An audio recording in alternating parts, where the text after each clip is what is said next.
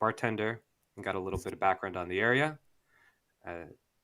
And we also ordered breakfast, Henri ordering a gallon of milk, and Kino ordering an entire table. Kino ordered an entire table of drinks for the dwarves, and she introduced herself, hearing a little bit about their journeys into town, what they were looking for, and a little bit of the surrounding area. She had learned that they were looking for a lost shipment of mines or gems from their nearby mine, A lost and shipment of mines. A she lost asked shipment of mines. a storm at sea, Yeah, a currently sea at lost at the Yep. storm at sea. and she was also, after convincing them with pulling one of their mugs out of their hand with mage hand, that she was worthy of hearing um, a little bit of the sensitive information that they were ready to divulge. Afterwards, she was also approached by a small band of adventurers traveling through the Lonely Wood in order to head to Goodmead, where they were hired by a guild that they were going to investigate a giant that had killed the town speaker. They offered to split the profits, but Kino turned their offer down, saying that he was needed in town uh, to see to her employers because she was still disguised. On our way out, we ordered meals to go for the rest of the party, and Hilda mentioned that there was a local rock gnome looking for good folk like us to do some sensitive work for him. She said that she'd send him up to our room if we were interested. We agreed and said goodbye for the day. As we returned to our room, Abel finished fixing the ring, which he figured out to be a poorly constructed ring of spell storing, which he fixed and is now fully functional. By taking the time in the workshop, he was able to restore the ring to working condition and allowed us to now use it for ourselves. He then jumped into the book, and we talked to the rock gnome, Copper Knobberknocker, and he told us about his friend Macretus, who is in a cabin outside of town, working on a device called the Summer Star, a magical device that was flawed in its construction, and Macretus tried to fix it, but he has been dark for 3 weeks. We agreed to bring him provisions and check on his well-being. Copper was also enthralled by Abel's mobile workshop, which we could not figure out how to change back into the Modron form. The session ended with Kino showing Grin, Abel, and Henri some things she had gotten during her level up, and then Abel decided to go into his book for the 8 hours in order to level up. Great. Awesome. Thank you so much. All right. So we'll go ahead and start exactly there. So who's still within the room? Henri, Everybody's in the room. Grin, Johnny would probably be coming out of his book around now, along with brother. Abel would be headed in. I didn't need to go into a book. All Right. Yeah. Yeah, so All right. brother would be coming out of his book soon. Abel will be going in, and we have 8 hours until Abel's done. Okay. All right. Cool. Oh, this sucks. Okay. All right. All right. That's okay.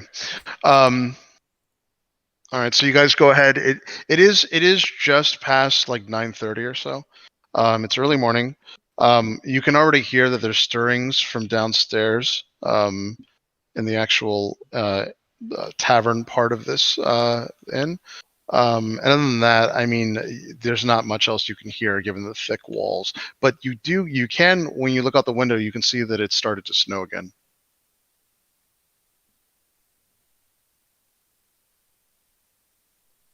I'm gonna go build a snowman. You're gonna go outside? Yeah. All right. Yep. Are we He's gonna taking go that for his ring of morning spell jog. storing? Is it going to anybody? I would say maybe before you leave, Henri, we can distribute it. What, the ring? Yeah. Is everyone in agreement that it should go? I mean, I'm sure brother would feel the same if he was here, but I think we are in agreement. Okay. Yes. So Yes. we're all in agreement. She says that, and brother's standing like right there. If brother was here with us. I'm right here. Now, Isn't it? remember, now that your disguises are off, people are going to see you coming out of the room. Mine was already off before, so. Yep.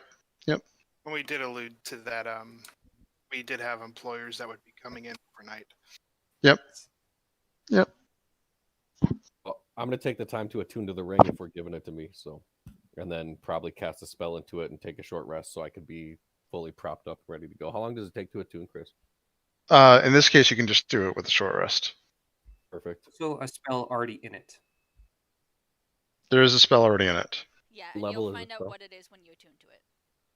Okay. Well, then I will take a short rest and attune to it. So you guys do whatever. Brother, how is your level up? Ah, shit, I forgot about counterspell. I'm gonna stay in the room and copy counterspell, and then I'm gonna go out and make a snowman. Oh, okay. So you're going to take the. 6 hours, yeah. Yep. It was a rare moment of peace. Well, maybe you'll get a lot more to come in the near future. I doubt. And Oh, I didn't ruin anything while we were all resting. See, Yeah, look Yeah. at that. brother. I brought you breakfast, Johnny. Here, salt, cream, and You eggs. brought breakfast. Henri carried the bags. I paid. We brought breakfast. We brought back Did breakfast. Henri really carry the brag? The what? Yes. Did Henri actually carry the bag? Yes. Yes. I don't believe your muscles can hold a bag. Insight check. And yeah, brother. Have you Come on. to the map? I was gonna tune to the. I hold up the book. I'm gonna tune to this. Johnny, the spell that's stored inside the ring is Cone of Cold. It's an 8. Okay. It's an 8d8 spell. Yep. Okay. Ooh. Yep.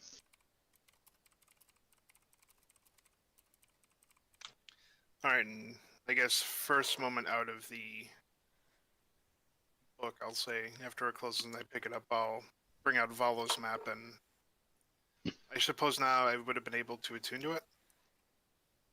The list, yes. So, yep. So you do attune to it, and it does show you that there are 12 magic items, and they are all within at least 15 miles of you, but it doesn't actually give you direct locations. But the map does now like glow and like hum and vibrate just ever so like slightly. It glows just the faint amount, like you can barely you didn't even notice it until you were passing in where there wasn't so much light coming into the room, and then that's when you realize that the map itself is glowing. It does not give you direct locations. It just on the map itself it says that these are all within a 15-mile radius. And is there anything that's in our immediate vicinity, or that's Nothing. relatively close?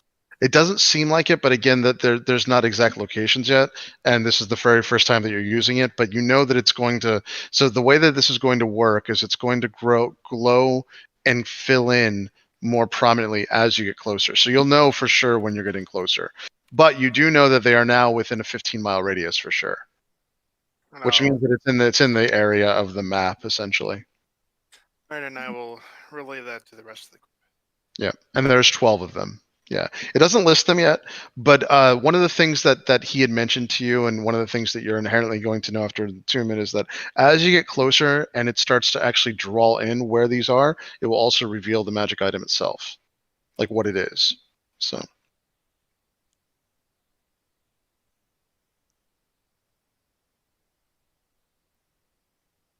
So there are 12 magic items near 12 the area. in this, Okay. 12 in the area with your map is yeah.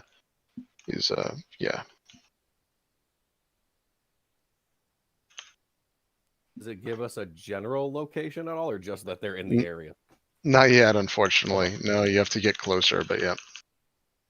Well, once I finish my short rest, Henri is recording spells, correct? Just counterspell. Just the one. Okay. Yeah, so I'm just going to be out of commission for 6 hours. So, yeah. We need to do anything else? And able for 8, Okay. so or Yeah, Most of that Abel's 6 second anyway. phase for 8. Yep. Well, Well, Just out of go further curiosity, down. do you want a map of this lovely inn we're in? yeah, Yeah, sure. maybe there's a hidden path. Oh, also, brother, we picked you up another map of the area from the town hall. Fantastic. I'll hand it over. Yeah, and then I got the other one. Yeah, so it's Henri and brother have the 2 maps we bought, 10 gold each, I believe, for the area. Yep. So unfortunately, this is bugged right now, but there are rooms above where you cannot see. So, brother, I assume you're going to go ahead and do you're using your magic item. Yeah, I'm gonna use the barrage. All right. Now, just before I punch it, I'm gonna just sort of play around with the rods for a minute and see if there are any other rods that are able to be pushed that beyond the sequence that I've been using. Uh, so not yet, but it does seem like Right. there's definitely more use to this item than what you found. You just haven't figured out how it works yet. And it's not like just pushing the rods does things. It's bizarre. Like they seem to be locked in place, but you know inherently that there's more to it, and it probably has something to do with the rods and the way that it works. But nothing yet. So as you go ahead and do that, by the way, what you guys can't see because it's there's a bug right now is that it does flood in, and this is where your rooms are. So your rooms are right above the second level. There's also several other rooms where my mouse is going out. There's 4 other rooms in this general area, and then there's a large column. It's blackened on the map, but there is a large column that goes all the way down. And there's no room here. You just don't know what that is, but there's like basically a square of like dead space that seems to be hollow. And then what it does is it also shows you the downstairs. So this is the entire downstairs. There's a basically just a restaurant level like thing with a bunch of tables. And then as it goes down further, this is the ground floor, and it looks very, very, very close to the other place. It almost like modeled directly after it. Interesting. I'll alert everyone else to the general map and the Yep. mysterious Yep. space that's left Yeah. down the hall from our room. Yep, and you know for sure it's this area here. By the way, it's just there's no way to enter it. This area here, you realized it's strange. There's just nothing, no doors or anything. But anyway, you know that the owner owns both of these buildings, and they were built to be almost exactly the same. And he owns We both can of them. assume the other building has the same hidden room. Yeah, probably. Yeah, that's probably correct. And the people who can cast detect magic are gone currently. No. Oh, then do it. We should detect magic on that room. I mean, we're next to the wall, right? Maybe there's a magic door of some sort. Let me just double check something real quick. No problem. I can't do it until I copy the spell, so.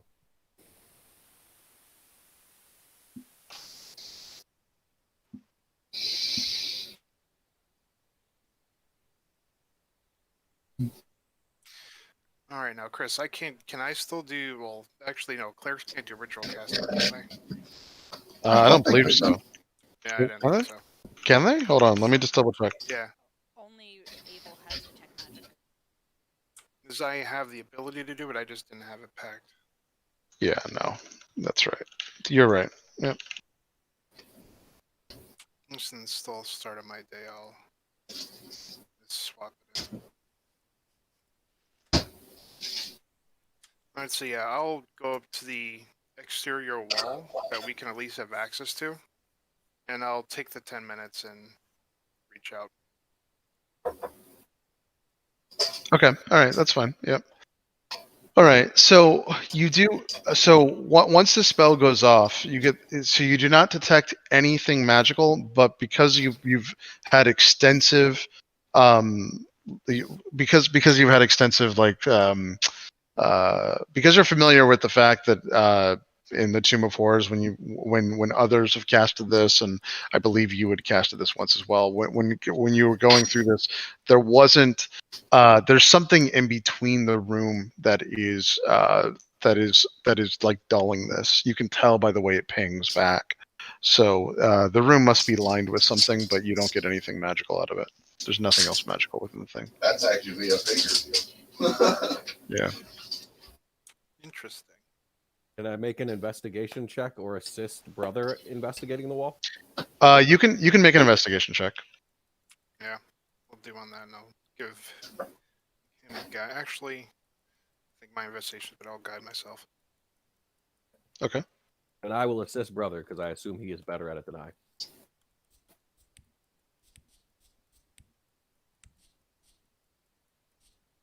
Such a bad bug. I hope they fix this.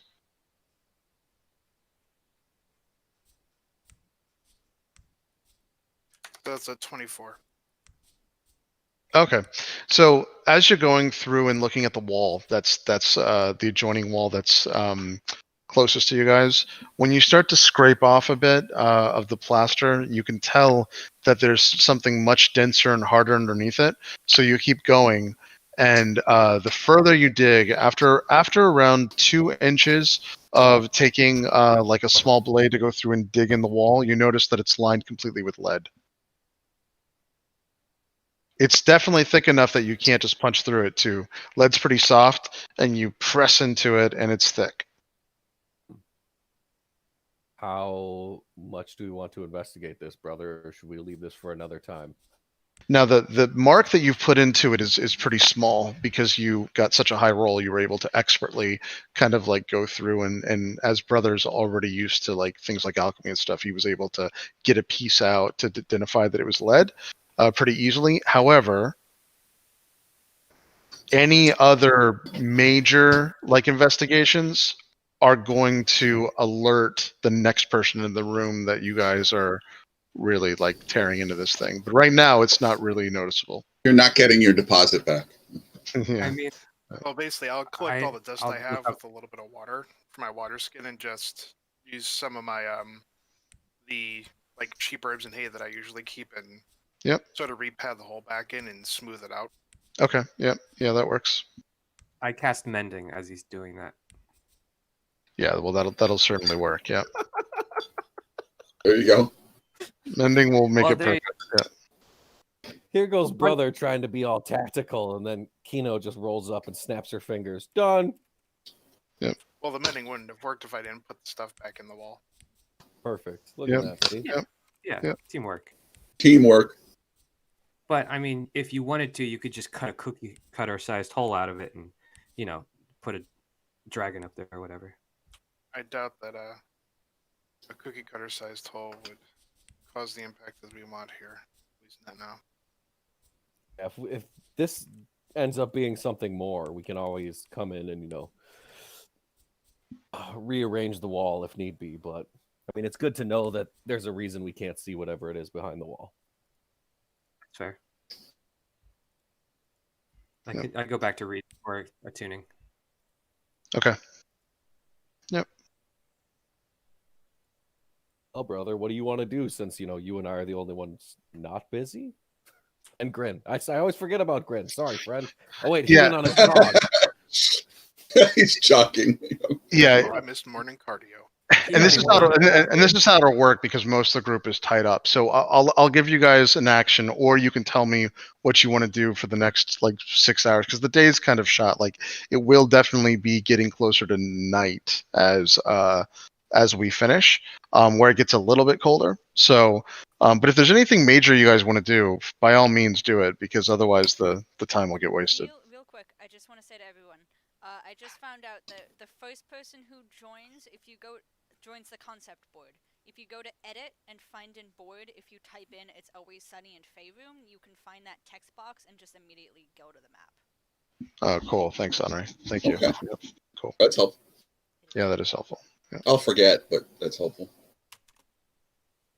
Cool. Yeah, I'll So- head over to the tavern. Okay. Yeah. I'll join him. All right. So you guys walk in, and it's like I said. At this point, it's like 10:30. You walk into the tavern. It's already pretty lively. So here, let's get this going for you guys. So as you get in, you can tell that there's like a retinue of dwarves that are all getting ready. It looks like they're getting ready to head out. They're in these tables here. There's at first glance many of them, but if you take the time to look, there's 14 now dwarves. They're all in cold weather gear, which means that their faces are partly obscured, although they have it open while they're eating and going through it. They're already drinking really heavily, even though it's first thing in the morning. They're all loud and pretty obnoxious, and they're the one thing that when you walk in, you immediately notice them. There is, however, there's a group of all hooded figures in the corner here.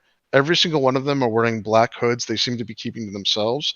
And then the only other group that's sitting around is a man and a woman at this table. They both look like they're elves, though. I'll be keeping my hood up at this point, but I'll go up to the bar and see if I can catch Hildy. Yeah, she's surprisingly not there. So there's no one manning the bar right now, but it's very possible she's in the back or something. Because it would be weird. Yeah. Yep. Okay. So you wait like 5-10 minutes, and she does come out with a huge tray with what looks like 14 mugs of pretty large ale. And she's kind of a small person herself, but she's strong, and she's holding it above her head, and she's expertly walking and not spilling a drop. And she goes to over here, and as she gets close, a bunch of the dwarves surround her. They start picking up their mugs. One of the dwarves says, last one for the road. Thanks so much, Hilda. And they start like arguing amongst themselves of some kind of bet that they've just made, but you're only barely making out what they're saying. And then finally, Hilda comes back. She sees both of you there. She's like, oh, hey, what do you guys have? More milk? Yes, please. Oh, are you there? Oh, Henri, are you not there? Ah, Sorry, I thought bitch. Henri said she was coming. Someone buy some milk for me. Oh no, She's you know what? That's my bad. She's I thought you were coming, Henri. Sorry. She's copying down her note, her spells, Yeah. and she's like, "I wish I had more milk." Yeah. I was gonna say Henri's literally the only one that she would recognize. So if Henri's not there, then she would just say, "Hi, how is everyone? What would you like?" Oh, I'll take a small glass of milk, please. I just They need don't to. come in small. They only come in gallon. You're not there. I'm telling you out of Yeah. character. Go You're not ahead. there. I'm somewhere. And I will ask her. Yeah, I'll just say I'm looking to see if you've had any strange people come through the town lately. I'm looking for someone. She said, "Well, friend," and she looks up at you. So, brother, you just have a hood on, is that right? Well, as I'm in the newer clothes I bought, so it's pretty much full coverage except for my face, but the hood's a little deep, so it partially obscures. Okay. So she looks up at you and she says, well, there's a lot of folks that come by here that some would say are strange. What exactly do you mean? Looking for a dragonborn, armored, possibly. I'll describe Tarn to her. Yeah, she looks at you. She's like, it's been a while since we've seen a dragonborn. I actually have not seen a dragonborn in a little bit here. Well, the last one you've seen, did you leave anything? The last one that I saw got into a fight, ended up leaving out, and I'm not sure if it's the one you're thinking of, but he certainly did not leave anything. But this was months ago. She tells you.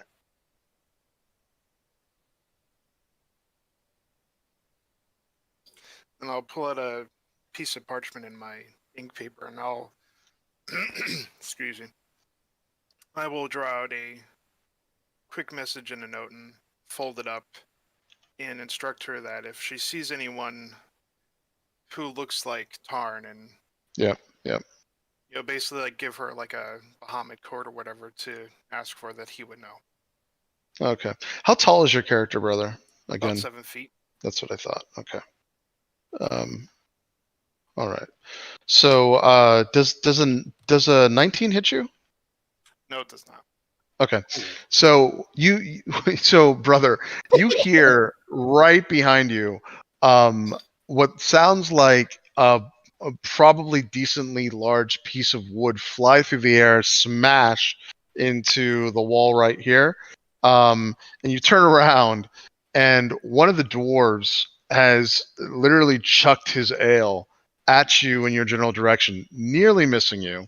And it's like shattered back in the thing. Back in this wall here, where I don't know if you can see my. Yeah, I see them. Yeah. Okay. So and he says, "What are you standing over there, Oaf? Get your ass over here and talk to us." Is the cup of ale still on the floor? He threw it so hard that it actually broke, and it's now seeping on the ground on the other side. Yeah. Yeah. The ale's already spilled out. It's broke. It's cracked a bit. Yeah. And did she pour me a glass of milk? She was Or at just least pouring it. before I got- She's no. You'll when she brings it out, it's a whole gallon of glass like milk, and she's put it down as this happened, so she's just staring over the corner too. You can tell she's not happy. But And it's a full gallon that's sitting on the bar. yeah, Oh boy. yeah. It's in a heavy glass bottle. Yeah, I shout, do it! I'll drink that entire gallon of milk in one sitting. Yep. And I will throw that glass bottle right back to that dwarf. Yeah, go ahead. Go ahead and absolutely. Now he's in perfect line of sight, so go ahead and just just roll to hit him. You're just gonna make an improvised ranged attack. So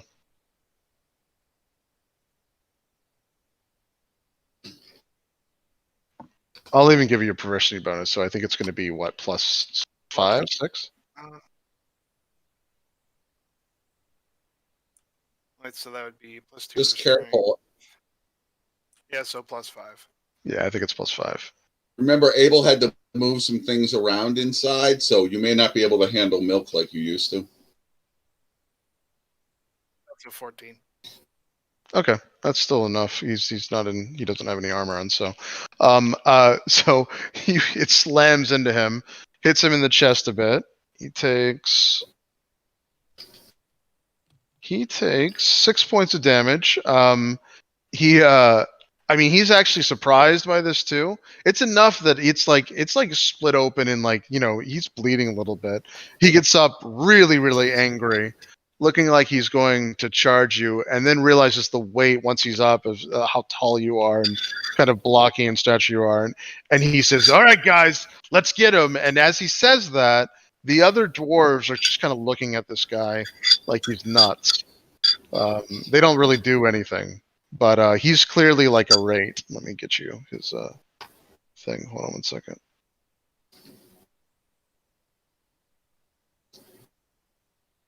But we don't have to roll initiative yet, depending on what happens here. But what's your reaction to this? I'll just raise a hand and open the folds of the front part of my robe to reveal the holy symbol. Yep. And I'll just say, raise a hand and say, "Sorry, friend. A blow sent is a blow earned. The blessing of Muhammad be with you." And I will cast. Did I pack it today? Yes, I did. I'll just cast Cure Wounds on him at level 1. Okay.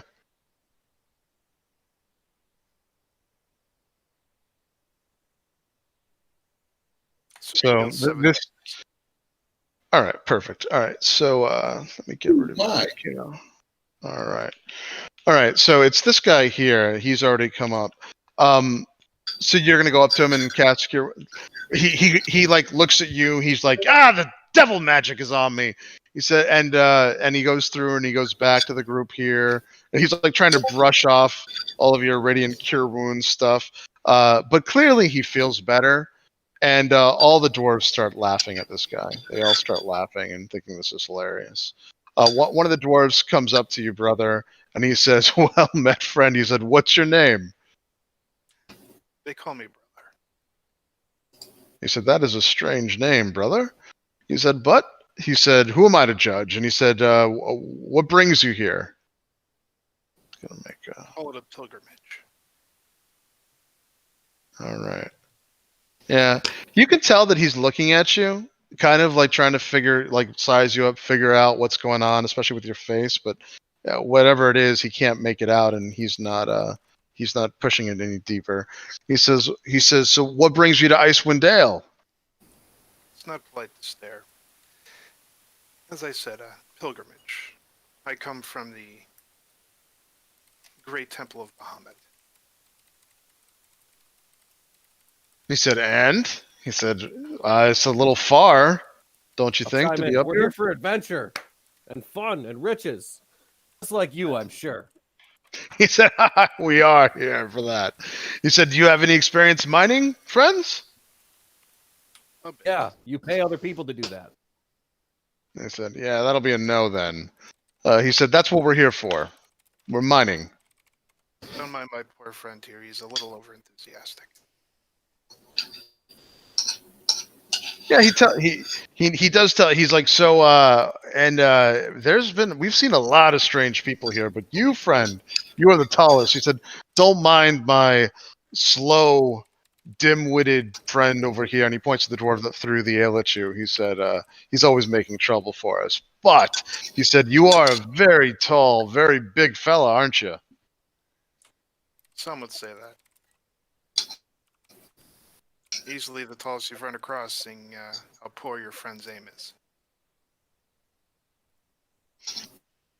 He doesn't say anything back to you, though.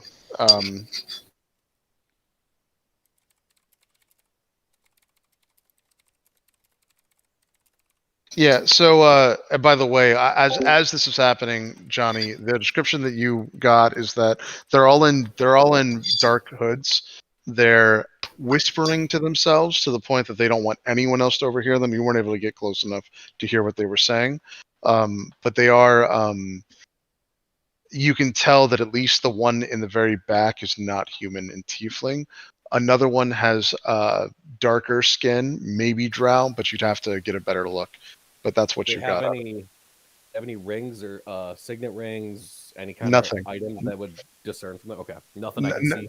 Nothing you can see, but also on top of that, it looks like they've gone out of their way to have very nondescript clothing. All their hoods are black, by the way. They're wearing the exact same outfit too. Like all of them have the same cloak and everything. But anyway, so as the dwarf was, he gets closer to you, brother, and he says, "Yeah, well, we're kind of looking for somebody big that can help us mine." Well, I won't help you mine. I would be interested in some of your spoils if you happen to get some larger pieces.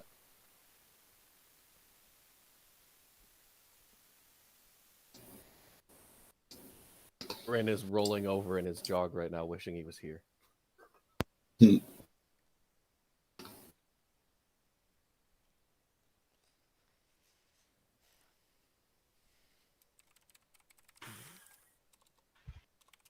What did you say something? It cut out. If you did, brother, what did you say? I just said, well, I'm not really interested in the interest of mining. We would be interested in your spoils if you got some choice pieces. He says that goes to the mining company, friend. I can't just be giving you stuff off the truck. And sure, if I did, nothing would fall off. he said like what are you looking for specifically? And his voice has gone down. He brings you over, like as he says that, he makes very, very careful for the other dwarves not to hear, because he starts walking you all the way over in this direction to talk to you. And he says, what exactly are you looking for? Diamonds, rubies, sapphires, anything interesting. He said, well, this mine has a lot of interesting things. He says, diamonds, I don't know, but he says, how about magical ore? That would be very much my interest.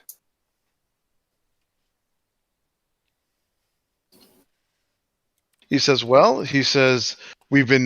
so that's one of the things we've been tasked, friend, with finding. So he said, but you're going to have to pay a decent amount. He said, how much are you offering here? Maybe 500 gold. He said that would be a waste of my time. He said, listen, this metal is like glass. It's cold to the touch. It's magic. At least we're told it's magic. It's dangerous and also perfectly suited to create magic items. It's hard to mine. He said that's what we're here to do. It's hard to get into the earth because it's basically like almost like a. He says I've seen it before. We haven't found large deposits yet, only small splinters, but it's really really really hard to describe. But I'll tell you the name that we were told it was. But he said, listen. He said, I'm only going to reveal this to serious buyers. You'd have to give me at least some kind of deposit that you're serious. And if you are, then I am willing, once we get enough for our quota, to sell any overages. Sure, that can be arranged. Would you be able to, or be interested in any protection services we might be able to offer? He said, well, what do you mean? Like, your group Yeah. could help us with, he said that there is a problem that we have. A lot of the guys that we're with have a very, very, very serious concern about a rumor that we heard. It seems like there is a potential mining company down here with us, maybe looking to steal our quarry. We're not sure. They're a bunch of Drugars. We've been told that they've been spotted already. And if you can take care of them, and I mean take care of them, and he winks to you, he's like, just literally slaughter all of them, and you can prove it. He said, I'll pay you handsomely because we definitely do not need them putting their nose in our jobs here. We may be able to reach an agreement there. Just out of curiosity, when do you leave for the mine? He said, we're actually leaving soon. He said, we're leaving in the next maybe half hour, maybe less.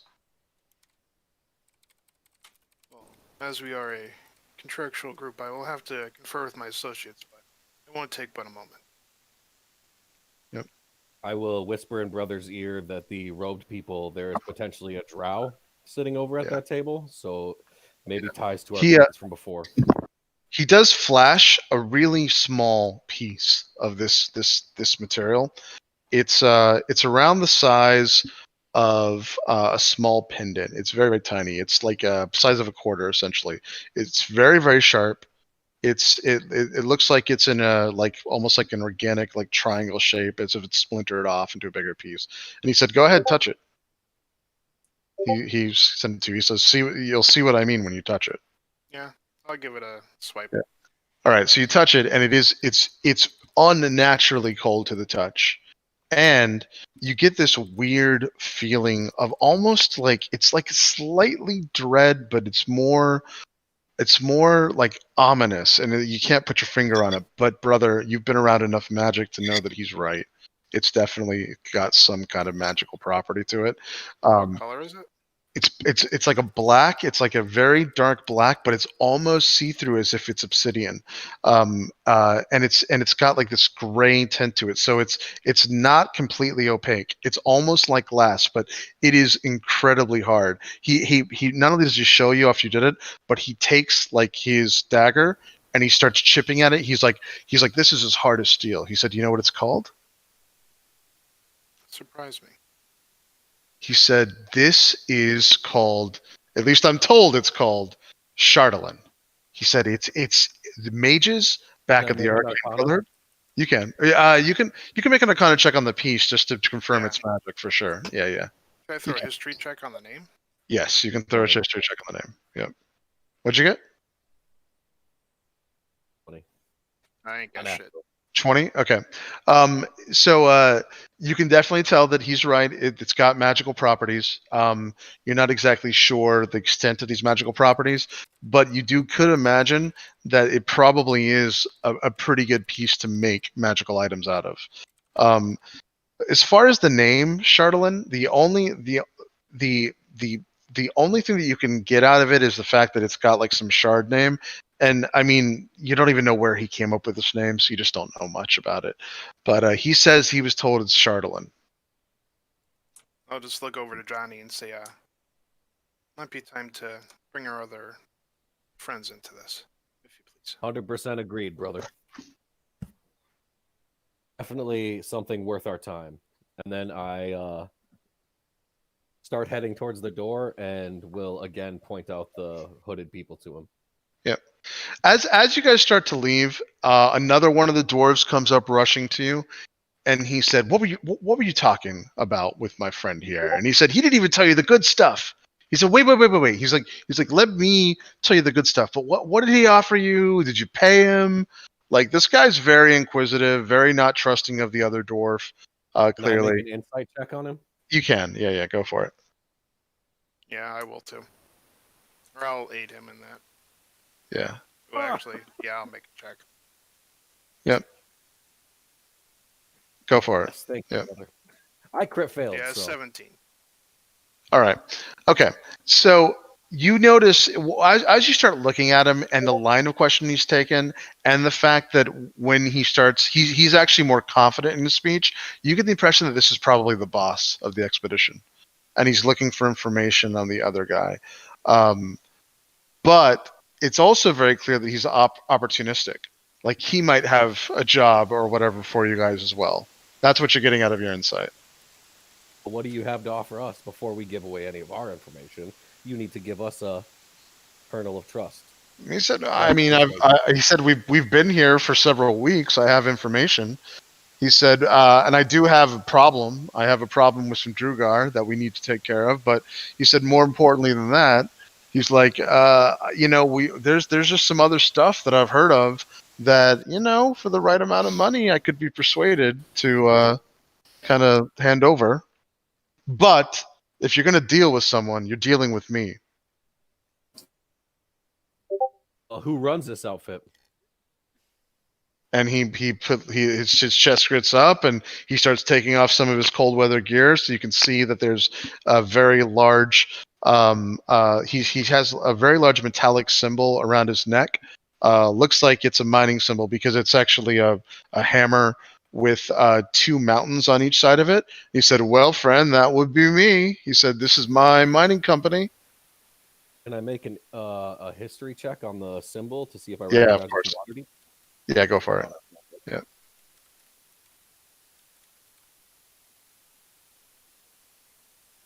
Oh, You just need Johnny. to stop making checks, Hell. man. No, I got to get rid of all the bad rolls right now. So then when the big important rolls Yeah. come up, all my Well, Johnny, ones you, come. Yeah, Johnny, It I'd sounds like to familiar. play at some point, so just stop making the rolls, please. So yeah, so it's so as you do it, you just don't remember. You have no idea. You've never seen the symbol. So there's a lot of dwarving mining companies on top of that. So you don't know. I'll look at brother and go, well, if he's the guy in charge, maybe he's a better man to deal with than him. By the way, when the other dwarves saw him come through, he did skirt himself back all the way to the table. So yeah. And as he did that, I was like, well, your associate over there offered us 10,000 gold in exchange for protection services to your mining company to deal with your Durago problem. In exchange for that wonderful ore substance you seem to be mining. Well, go ahead and make a deception check, and he's going to try Can to I oppose. assist his lie? Oh, you might win though. Yeah, go for it. Because he looks super confused why he would even bother, because of course it's not his outfit. But you might be able to get this past. Yeah.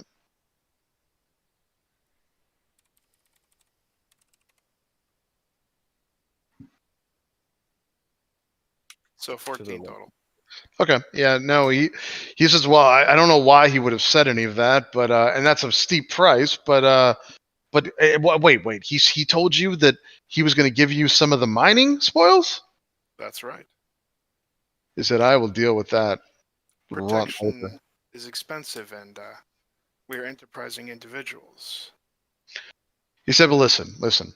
You take care of the Drugar problem." He said, I can't give you 10,000 gold. He said, "But you take care of the Drugar problem, and yes, from our mining, I can give you a percentage of our spoils if that works."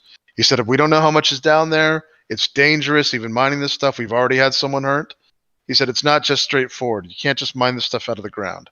It's not only is it unnaturally sharp, but occasionally, if you hit it too hard, when it's messed up against certain other ores, as we found out the hard way, it actually will explode in some kind of magical, like, ice cloud thing that ends up being incredibly dangerous. So this is dangerous work, friend.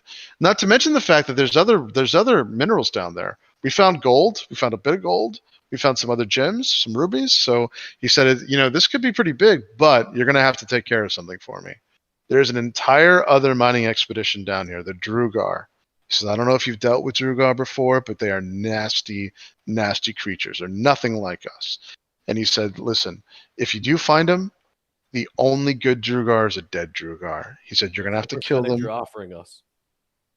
He said, I will give you 5% of everything that we find, which is a large, which is the only percentage that I think I could probably get away with, because I answered other people too. Even though it's my mining company, the contract that I made is with somebody that I cannot cross. So and they were offered 100% of everything that we were going to mine down here because they're paying for the expedition. So I can probably squeeze out 5%, and that's what I'm willing to offer you guys. But 5% on any overages over your quota you make, and a deposit for our services. It doesn't have to be the full 10,000. Maybe 1,000 or 2,000. Just see, as a sign of faith. That's just it, friend. That's the. I mean, I'm not going to pay you gold and give you 5%. Like the 5% could be far more than 10,000. He said, however, he said, listen, if you do the work, what I'll do is this. But if you run or I find out you never do this, I'm going to ask for it back. And he does. He reaches into his pocket and he pulls out a fistful of the same stuff the guy had a very small piece of. And he said, I'm willing to part with this if you promise that you are going to find these Drugar, kill them, and show me proof. If you don't, I want it back. He said, we don't even know how much this is worth yet. For all I know, this is worth 5,000 gold. We're going to find out. How much per head?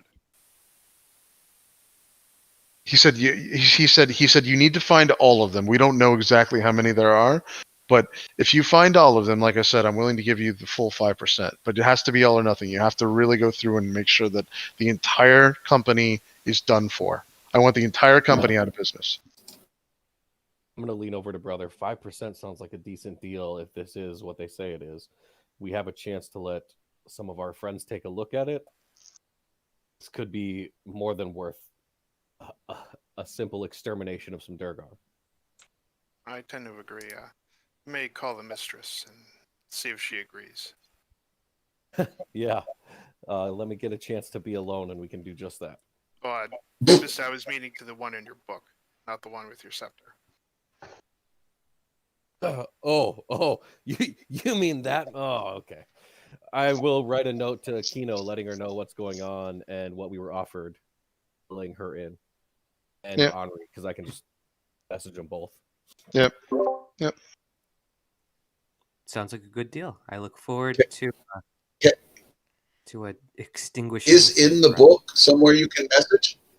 He said so. He said now. He said, listen, Johnny, buy me a gallon of milk. I do have some rumors that I can pick out. Well, listen, you pay me. This is how this is going to work. You pay me what's fair, and I'll tell you what I've heard in the tavern. That's my final deal for you. But don't listen to these other guys. Like this is the real information. I'll tell you what I've heard, but now you have to pay me, or we just do this one deal, which is fine, and we can part ways until it's finished. And this guy, by the way, does seem like he's definitely the least drunk, but he's also the most serious out of the entire group. How much does your information cost? He said, I think we can work something out for maybe 200 gold. I'll tell you everything I know. Sounds good to me, brother. I'll throw in 100 if you need it. Yeah, I'll throw in 100. Okay. He looks at you and says, this is a good deal. He said, good. And he goes through and he says, okay, first and foremost, he said, there is some kind of, I don't know, gang leader, criminal, some kind of, I don't know, crime lord or something running around Bryn Shaddar. What I've heard of this guy, by the way, is that he's actually looking to recruit people. So if he's a problem, maybe you guys could go, find him or whatever. Although I guess he's paying pretty good money. The reason why I know about this, by the way, is a man from my team actually had a letter on him to meet this guy. So I guess he's meeting up people on the edge of Bryn Shaddar, and I can show you if you have a map or something. I could point it out. But he said so. That's the first thing. He said there's several other rumors though. He said first off, he said I've heard that like in Bremen, there's these the fishermen. They're being terrorized by some kind of monster that lives directly in the Mare Dolden. It's also edging on us. So I imagine that nobody's been eaten in Bryn Shaddar, but the people in Bremen they're terrified of this thing. And we've actually had some visitors from Bremen that told us about this. There's another group of I think they're hill dwarves. I'm not exactly sure, but they're not mining here, and they're actually looking for someone. They'll pay good money for anyone that can find a lost shipment for them, but the shipment's going to be under ice. So he said we didn't even bother. It's not even worth our time. But this was a merchant ship, so they could have a decent amount of gold. So if you wanted to find them, they're somewhere in Bryn Shaddar. They come into the tavern every now and then, but it's not us. It's a completely different group. You can tell because they're not going to be in mining gear like us. He said the other thing is in Caer Dinevel. He said no one has seen the town speaker for a long time. We actually had someone in town come tell us this, and the locals are saying that the next speaker, Speaker Krennic, he's like sick or something. And they say that like all these sinister people in hoods have been entering the town and leaving at odd hours, and they think they may have something to do with it. So God knows what that's all about. But he said that's in Cardival. He says in Carcanog, which is another town. I don't know if you guys are familiar with the whole area, but in Carcanog, there's a local ship establishments. They're, I guess, being beset by thieves and vandals. It seems like something beneath you, but if you want to do that, the town speaker also there is actually a Dragonborn, because I overheard you were looking for Dragonborn. His name's Torvus, and he could use some help, but he said that's up to you. He said in Dugan's Hole, he said some people are living in fear of these like white wolves that basically are hunting people. He said, I don't know if that's worth your time. He said in East Haven, he said that's right. He said this could be worth your time. He said in East Haven they caught an evil wizard who actually killed adventurers. And the town militia, they're going to burn this guy at the stake, supposedly. But the captain's guard is looking for people to also help with this guy in case things get out of hand or whatever. There's a town, I guess, that's close to us that I've never been to called Goodmead. And there was the town speaker. He was actually killed by some giant thing. Rumor has it the giant stole a shipment of ale too or something. But they definitely need people to kill that giant. He said in Lonelywood, that's another town over here, said there's this dreaded white moose. I know that sounds silly, but apparently the moose is like killing and attacking people. They need someone to kill that. He said there's a lot of things going on. He said in Targos, a band of adventurers, I guess. They don't really look like they're like at your level, but who knows? They're planning some kind of expedition up into Kelvin's Cairn. I don't know if you know what that is, but that's a really dangerous kind of spire that's kind of famous. I can show it to you on your map. But they're hoping to find a Goliath lycanthrope or something. I guess he transforms into like a bear or something.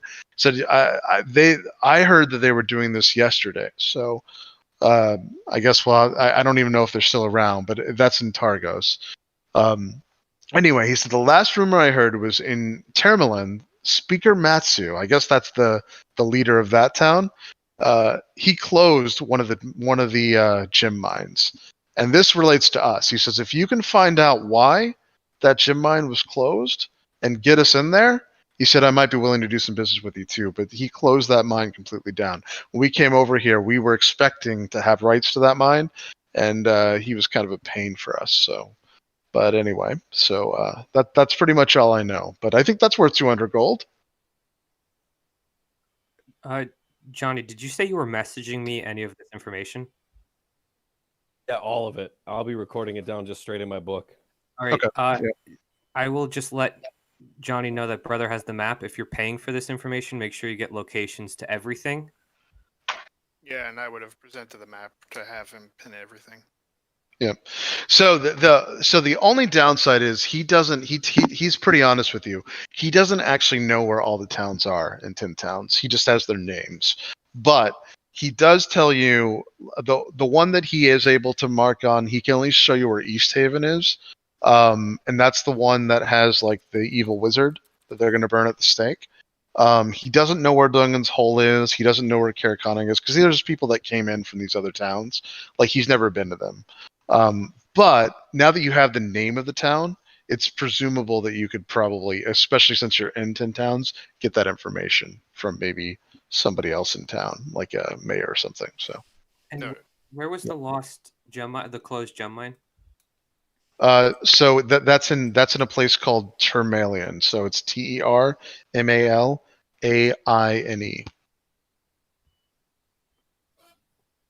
And that's closer to Bryn Shaddar than that's the whole reason they came into town was Yeah, it is closer. That one's closer. So he does tell you. He said the other thing that we've heard of. I've heard of this mysterious, like, I guess, cabin that looks like it might be charred or black or something weird about it or whatever. But people stay away from it. And I actually heard this from. I overheard this little gnome talking to some people, but I don't know where it's at. But that's the only other thing that I know about. Now, where is the location of the mining expedition and where you're going? Could you point that on our map as well? Yeah, he said he actually will. Hold on. So let me do that for you real quick. I'll message Johnny and go, oh, if they're looking for a Underdark folk, we have a symbol that of possibly one of the factions up here. It was that spider, not Lolth, but it was on one of the drow. Maybe point that out or see if you can get him. Yeah. The I will blue relay that marker information, is brother. going to be.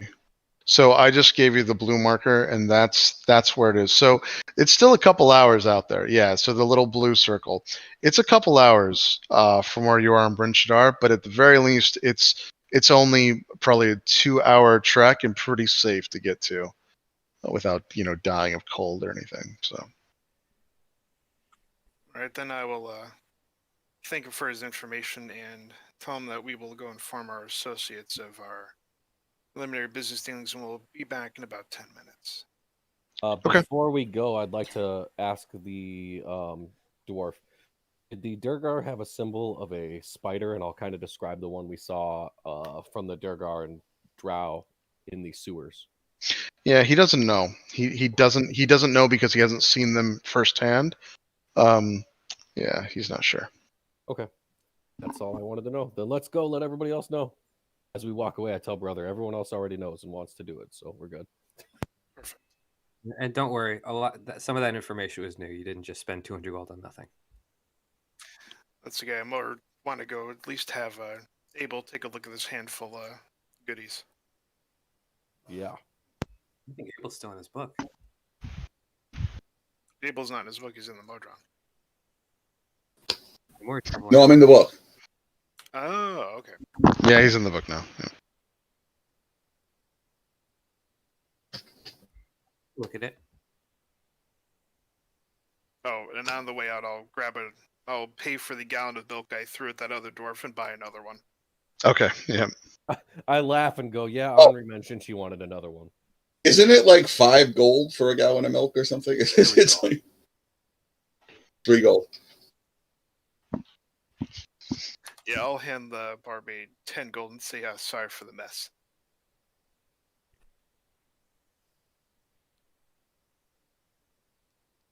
Moose milk. And we'll head back to the inn room and bring everybody up to speed. All right. Cool. I Oh, think he does mark. By the way, he does mark on the map where that gangster or gang leader was. It's literally right outside of Bryn Shaddar. It's the closest one to you guys. If you wanted to pursue that as well, I'm gonna mark that right now. Was there a name of the gang leader? Nope. No, he gave you all he gave you is the exact location. Like it's literally right outside of Bryn Shaddar. So I'm gonna mark it on the actual like stream. So hold on. It's something that you could actually get to by walking. So He basically tells you that every night at 7, the guy waits like in this area here for recruits, essentially. So, or whatever he's doing. So it's like literally in town. So And what was the town that there were shifty, hooded people traveling around in the wee hours of the morning? oh yeah, hold on, let me get it to you. It's Carter Vale. let me just verify. Tyler, did you see what I just marked the spot outside town?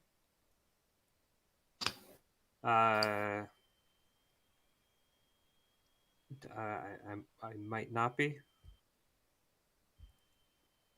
Where? What does it say? Gangstar. What?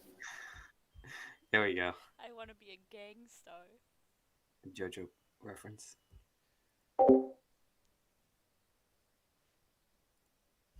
Andre's instead of It Andre's used to be a distributing band manga. named Gangster.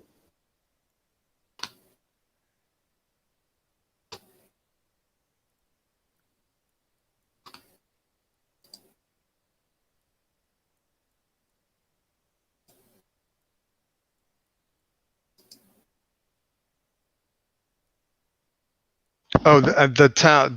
So you asked which town people were coming and going? Yeah, there was like hooded figures.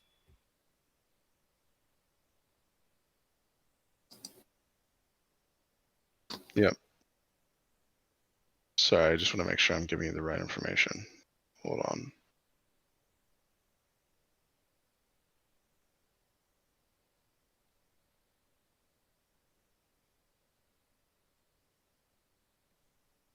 Oh, sorry. Yeah, it's Caerconog. It's CAER-KONIG.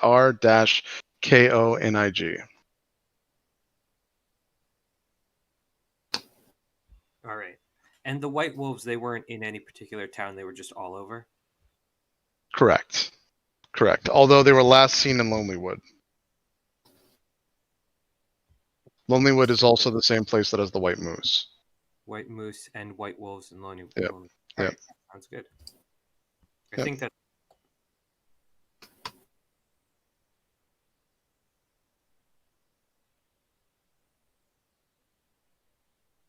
All right. Do we have Lonelywood labeled on the map? Would that be something that they can? They don't know where Lonelywood is either. But if you guys actually give out, like, if you want to know where these things are, all you have to do is find the right people that are willing to give this information out for you.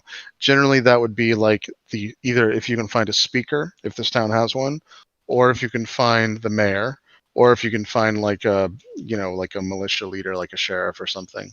Those are generally the ones that you would know that you could go to get information like that.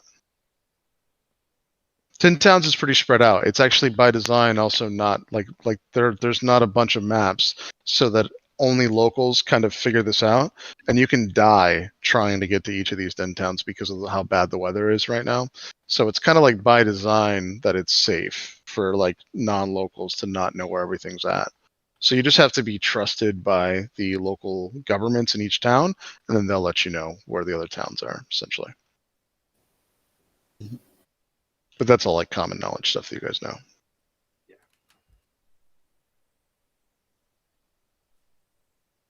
All right. Yes, and okay. Is there a time frame on when they want this party of Jirgar taken care of by?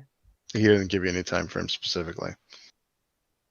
I'll also let brother know that we have the pack of provisions along with the magical bundle of hay and the magical tinder boxes that we agreed to. Yeah, the only other thing that you guys do have that was kind of like mentioned to you is whatever serial killer situation you guys have going on. But and then there's also the wizard that's going to be put to death in good. Yep, that's right. And good, he's going to be burned at the stake. That's right. Yeah. So maybe we want to go in order of greatest, most time sensitive. Fair point. Maybe you'll accompany us then to go speak to the company owner further. Yeah, I mean, I'd be happy to. Have I attuned to the book at this point? Yeah. Is there anything that would have happened? Like, I haven't read it. I'm just trying to attune to it. Anything? Yeah. The only thing that it does tell you is that you can summon a creature within 20 feet of you. You have no idea what it's going to be when you summon it, and you have no idea what the bond will be when you summon this creature. But it will summon a creature, and then once you summon it, you'll have a better understanding of how this thing works. Okay, cool. And all right, perfect. I place the book in my backpack. Yep. And I fasten it, and I stand up. We're going back to the tavern, I assume. Yes. Okay. Okay, this should be interesting. Is everybody coming at this point? If we wait until Abel comes out of his book, because then I'd assume everybody's coming, right? Well, they're leaving anyway. So as you guys were leaving, the dwarves themselves were going. They have work to do today. So you would literally have to stop them. Like they're going back to their mine, which is a good hour, as you know now, hour and a half, 2-hour trek through the snow to get to their mine, and they have a full day's worth of work. Just as an FYI. But he told you all this. Yep. Also, Chris, before I forget, nothing happened with Answerer and the book, correct? That's right. So far, nothing's happened. Yeah. Grin would have returned from his jog after like an hour. Yep. Okay. Yep. Yeah, no, well, we still have been able to catch them before they left, since we said we would have been back in 10 minutes. If you guys are going to only take 10 minutes, then yes, you'd be able to Basically, catch. just a quick info drop and go back and speak to them further. Okay. How was the atmosphere when you went in? With I sort of motioned up to brother. Were you greeted warmly? You could say that. Johnny, did you bring me milk? I swing her over a jug. Yes. Yep. Does anybody want some? I'll take a little. Nope. Okay. It tastes like chocolate, by the way. Good. Yep.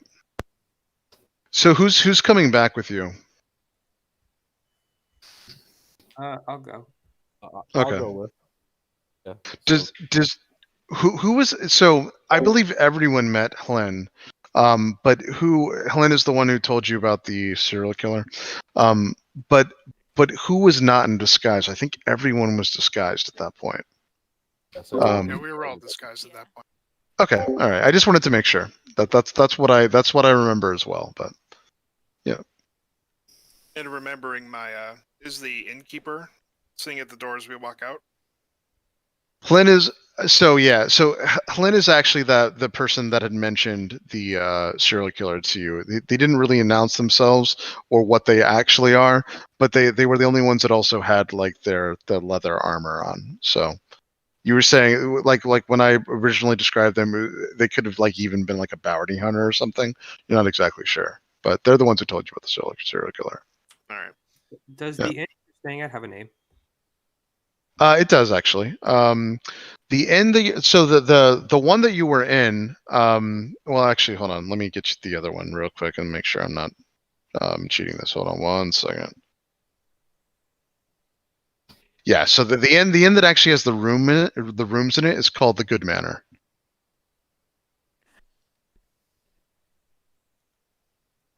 Yeah, and then the restaurant is the North Look.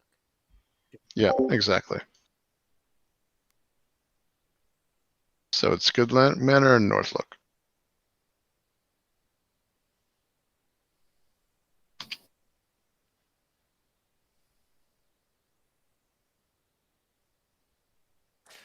So I guess, and we would have greeted the innkeeper as we were let in the night before. Yep. That's right. Yep. All right. On the way out, I'll stop at the. I'll find the innkeeper. Okay. Yeah, he's in the back, but if you guys wait enough, you'll see him come in and out as he goes through it. He's busy like working in the back, but you do see him. Do you try to get his attention? Yeah, I'll get his attention. All right, that's fine. He walks over to you. He says, I don't remember you from before, he said, but Certainly. What can I do for you? Oh, I just wanted to extend my heartfelt thanks for you letting our pages grab our rooms last night. We were a little bit late traveling in. We sent them ahead, but we do thank your office. They head off early this morning, so we will be residing in those rooms for He the said foreseeable future. he said it was the strangest thing because I had the feeling that you knew me from before, but I don't think I've ever met you, and this makes sense now. He said so those folk that came in before they were under your employage. Oh yes, they were under our employage. Just quick hires. They set off early, I believe, before light this morning. He said, "Ah, I see." He said, "We'll definitely enjoy your stay." He said, He said, you do look kind of like an. I mean, and don't take this the wrong way, kind folks, but you do look like an odd bunch, but certainly capable. Um, are you here for a while?" We may. I give him a head nod. Yeah. He said, "Well, just be careful." He said, "I'm sure you've heard the rumors already, but we've had a problem with strangers winding up with daggers in their backs, so just be careful." We will be. We thank you for your warning.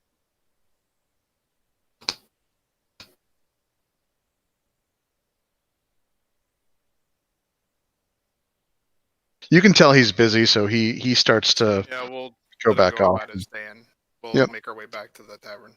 Okay. Yep. I'm going to put my hood up as we leave. Okay. Yep. Yep. So you guys walk back into the tavern. It's still pretty it's still pretty, even though it's early, it's still pretty full. You're starting to understand that a lot of people will either spend their day or just stay in the tavern to simply get out of the cold because it's just so biting outside.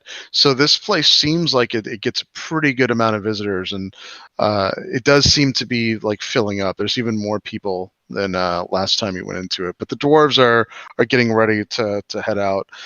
They've got all their gear going. A lot of them have already started to take like ice picks out and other things, getting ready to go into the thing. But you notice the new people that have come in within the actual tavern. Let me show you where they are. It seems like a whole group has come in just recently, and the group here, we'll catch up in a second. It's a bunch of what looks just like human males. They don't have anything really like discerning on them besides the fact that they're all wearing cloaks that like try to cover their face or whatever. But you're starting to notice that that's pretty common. A lot of people are looking to hide their face. It looks like coming into this tavern.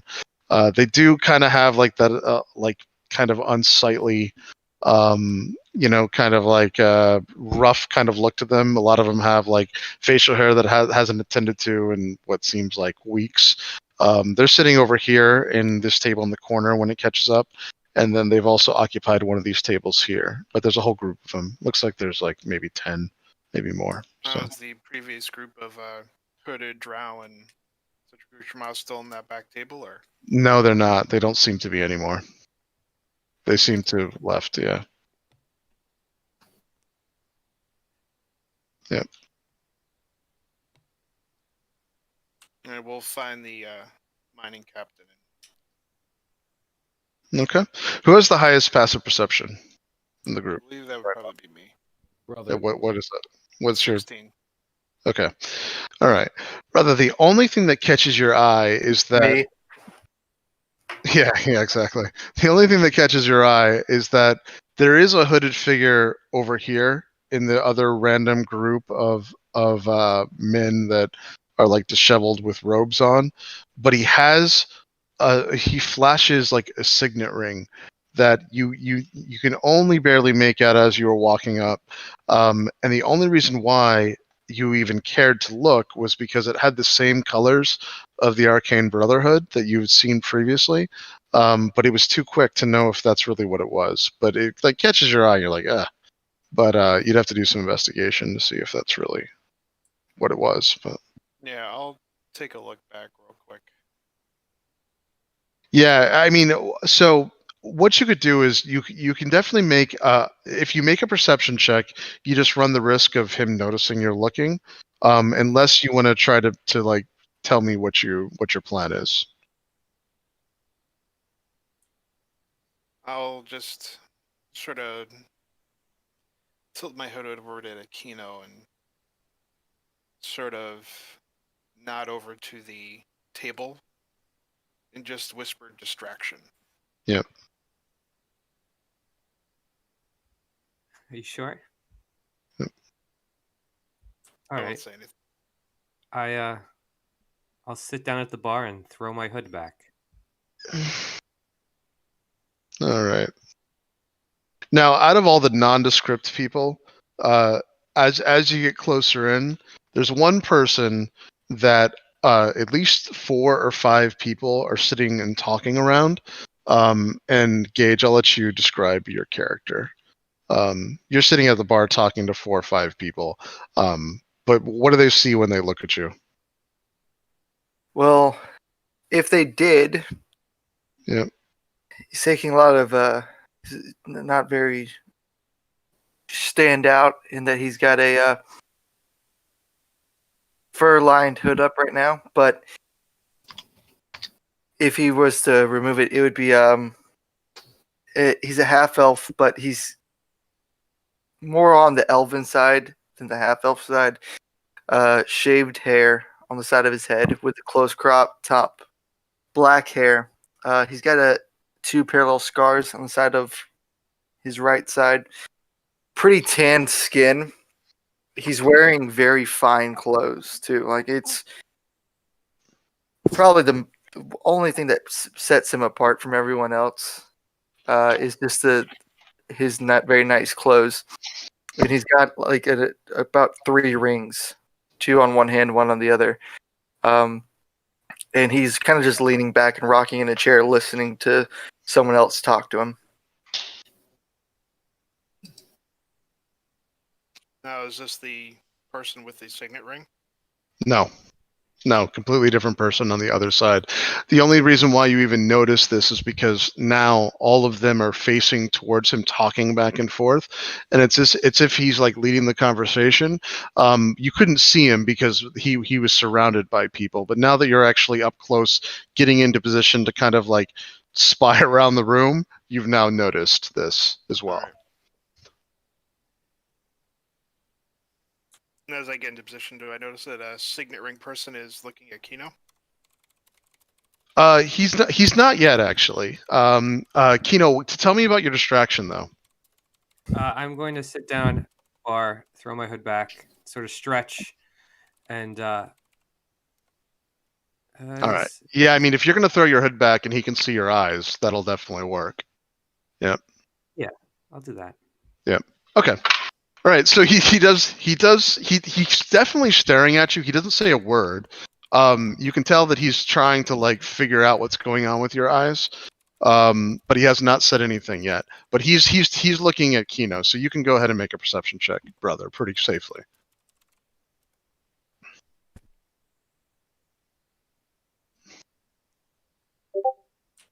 Dirty 20. Okay, so it is the signet of the Arcane Brotherhood. And can he see, like, can that group of people see me from where I am if they're all looking at Kino? No. He hasn't noticed you at all. As a matter of fact, you're just standing there, so he hasn't noticed you at all. He is looking at Kino, but Kino, here's the thing. You go ahead and roll an insight check for me on him staring.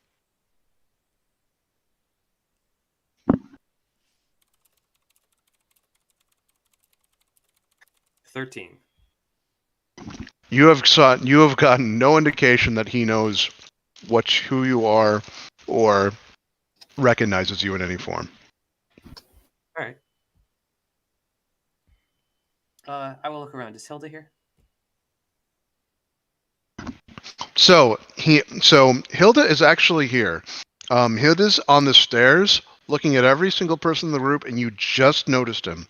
It's as if he was completely, I mean, he obviously wasn't invisible, but he must have some kind of knack at like basically not being seen. And he has been. He's been looking at everybody in the entire group. Now, he's in leather armor. He's got He's got a rapier on his side. He's the only one that looks like he could take most people here in a fight. But he is there. He's actually looking at everyone in the bar. He's mostly looking at the table with our half elf friend and the other people talking. But he's kind of like surveying the whole thing. And is this the this isn't the barmaiden, the dwarf? I thought you said Helen. Sorry, Hilda. No. Hilda, you don't see it all. This is Flynn, the guy that had Yeah. basically told you about the thing. Sorry. Yeah.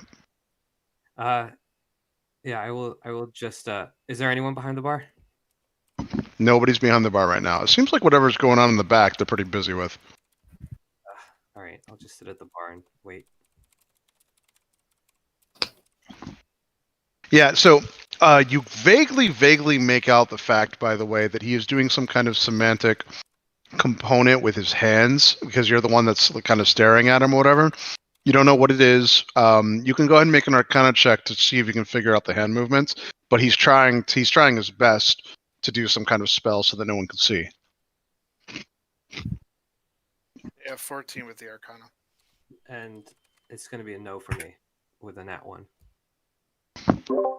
Brother, it's a spell that you have not actually seen before. However, with the hand movements and some of the light that glinted off his fingers, you kind of think that this is probably some kind of like divination spell, but you're just not sure. And you haven't felt any kind of spell going off on you, so he may not be targeting you specifically. Kino, Are we Yep. in the bar? this is all happening within the bar. So everything that I'm talking about is happening within the bar. Is the bar within 100 feet of the hotel? It is not actually. I'm almost positive it's not, but let me just double check Be right that. back.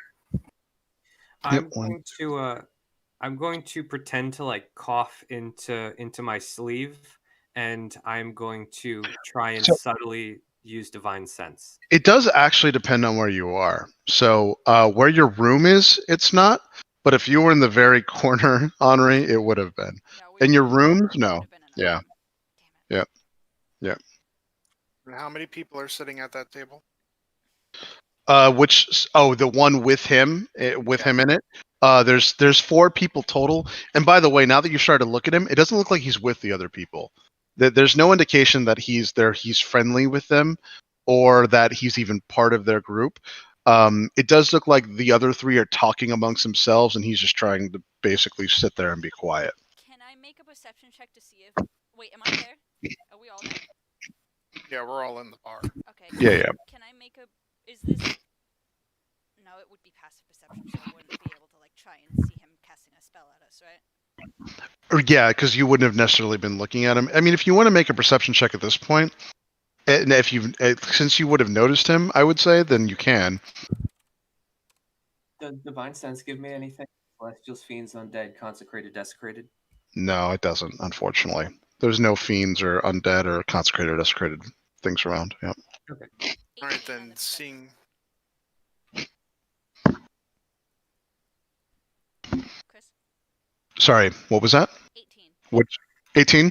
The only other thing that you notice about this guy, besides anything else, is the fact that he does have what looks like a wand underneath his, like on the right side of his jacket, that's going through and like ruffling every now and then. So most Other than that, I'm though, actually just purely trying to ask if I notice him casting a spell in our direction.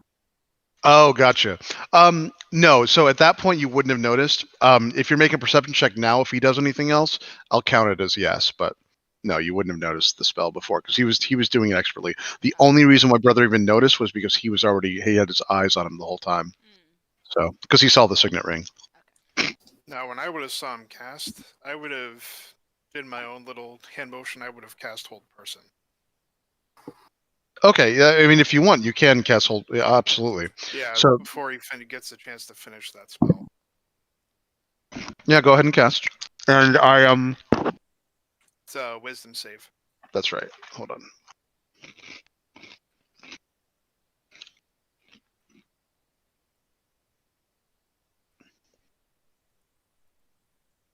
So he got an 18.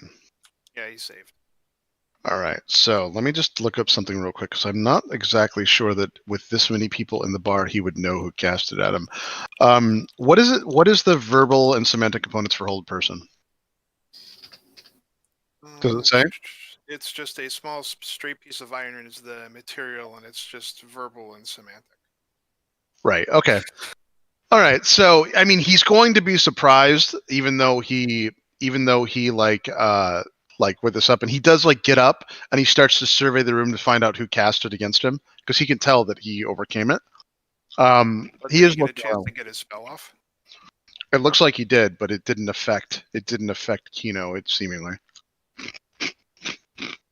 Oh, It's possible that you broke his concentration too, though. It's hard to say, but it looks like he finished. But he does immediately get up, and he's now surveying the entire room. He doesn't say a word. He gets up, and he's now trying to find out who cast on him. Because there's a lot of people in here, obviously. I'm just gonna spin around on my stool to brother and go. Are we talking to people here? Well, I'm across the room. I'm behind this guy. Yeah. I'm gonna whisper. Yeah, to he doesn't Kino, even see Brother yet, which is the only reason why Brother's Are we safe. gonna- But we gonna do something about this, or what? Are we waiting for Brother's action? Yeah, the bar. Take a Chris, seat and loudly go, barmaid! I need something to drink. Oh my god. yeah, so he does. Chris, would Yeah, go would I notice the wand too? I have a passive perception of 18. Yeah, you would have noticed. I mean, here's what you would have noticed more than the wand at first. If you have a passive perception to 18, you would have noticed both his cast and Brother's cast, and then him jumping up with a passive of 18. So you would have noticed, especially since you're kind of looking out for that stuff, theoretically, you would have definitely seen both of them cast. You wouldn't necessarily see the wand yet, but you would have seen maybe his jewelry.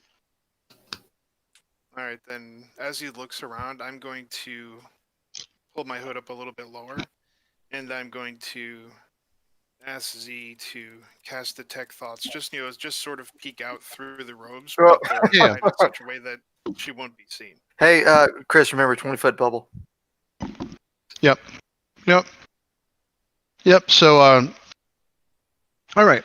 So basically, so you do cast. You are able to cast Detect Thoughts, and you can see that he is thinking about who has cast on him, if he's been discovered, but you get no indication that he was ever looking for your group. He's actually looking for Netherese like remnants, and he is part of a secret offshoot of the Arcane Brotherhood. Literally nothing to do with you guys at all.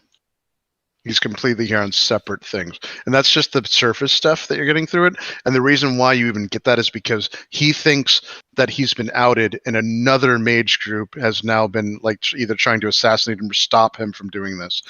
He's part of a special group in the Arcane Brotherhood that is literally looking for ancient temples and magic, and it just happens to be that he's in Icewind Dale to look for it.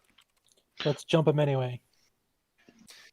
I'll just look at Kino and Johnny as this guy still doesn't see me. Just quick hand motion to pull back, and let Z go back inside the rooms. Yeah. Yep.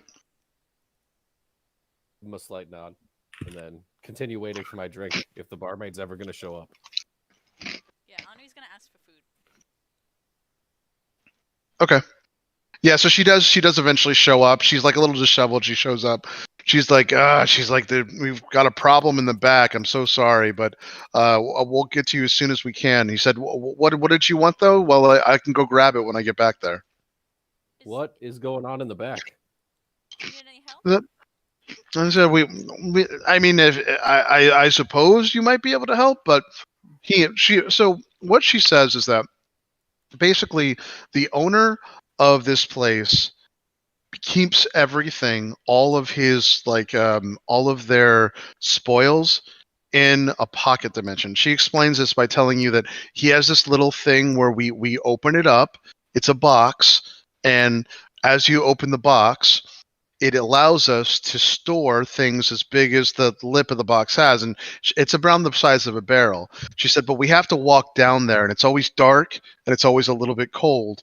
Recently, as we've been doing this, when we try to bring up barrels and stuff up there, these things that are invisible basically start to like grab it, and we get scared. We don't know what's going to happen, so we have to like it's like a whole tug of war. And she said, I don't know if you guys can help with this or not. I don't know if there's any skilled mages so we can try to figure out what's going on. But we When she says skilled mages, I laugh very hard and then nudge Henri. Skilled mages, that's what they need. Skilled mage. Too bad we don't have any of those. Anyways, we can Yeah. help. So she said she does go back. So this is what she does. She goes back into the corner here, and sure enough, there is a small box. It's right behind the barrels, and it's the size of a barrel itself. And she says, this is where we keep the box. We don't necessarily tell people this. And she says, as I go into the back room, what I'm trying to do is I'm trying to basically talk to the person that employs me to try to get the courage to go back in. So you guys pieced together that he's been wrestling with her the entire time to tell her it's completely safe, it's fine, no one's going to grab you. We've had this for years. It's not a big deal. Whatever's down there is harmless. But she's been trying to work up the nerve, and she just tells you she doesn't believe her boss, and she's like terrified to go back in this thing. Who has the gem? I do not have the gem. I gave it to somebody else once I attuned to the pseudo dragon. I don't remember who I gave it to. Oh. Was it Kino? I think it was. Kino or Abel, one of the two. You gave it to Abel. Abel gave it to me, and I haven't used it. Oh, you attuned to it though? I would have had it for a couple sessions. I would have had it since we arrived here, so I probably would have attuned to it at some point. Then I'm gonna tell Johnny to call Kino over. Oh wait, no, is she at the bar with us? Yeah, she's sitting at the bar. Okay, so Yeah, I'm she gonna is. say to Kino, I'm gonna say, let's go down and take care of it. Yeah, I thought you'd never ask. Lead the way. Okay, so I'm gonna say, do we just go down there? Well, what you see behind this barrel here is it's basically a large box the size of one of the openings of these barrels That was actually Henri asking the barmaid if it was just okay for them to walk down there because she doesn't know. Oh, I'm sorry. Anything She's- important that like she doesn't want us to go down there and mess with. Oh, or... she says that, I mean, it's completely dark anyway. She said, honestly, all we're storing down there is the perishable goods, like some of the milk, because we found that like anything that's down there doesn't tend to spoil.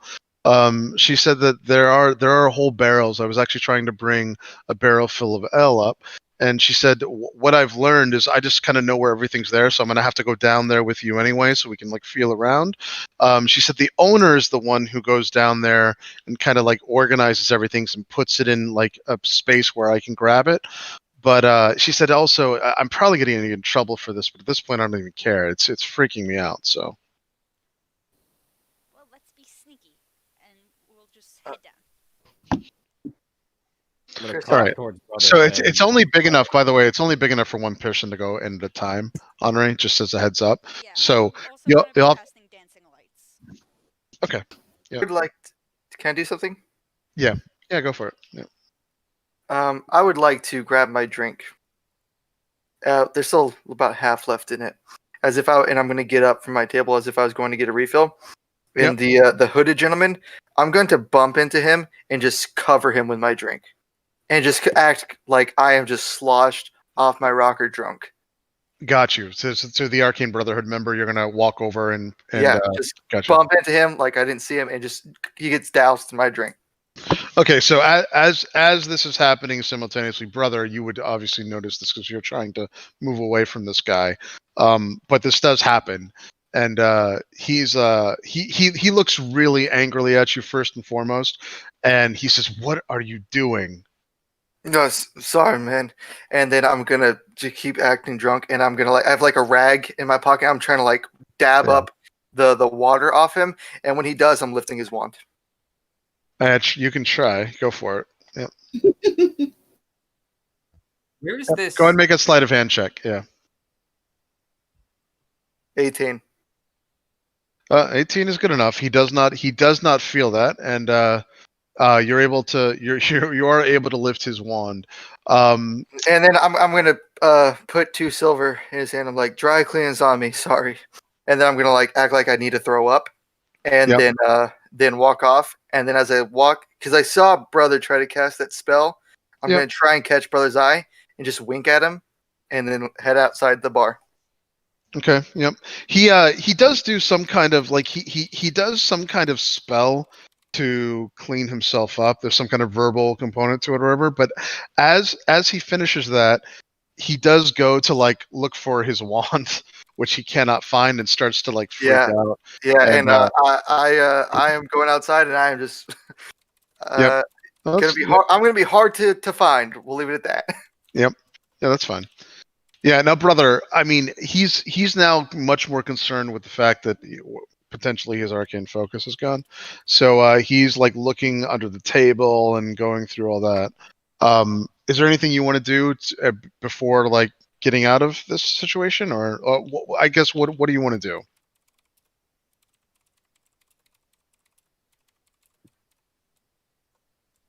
You there, brother?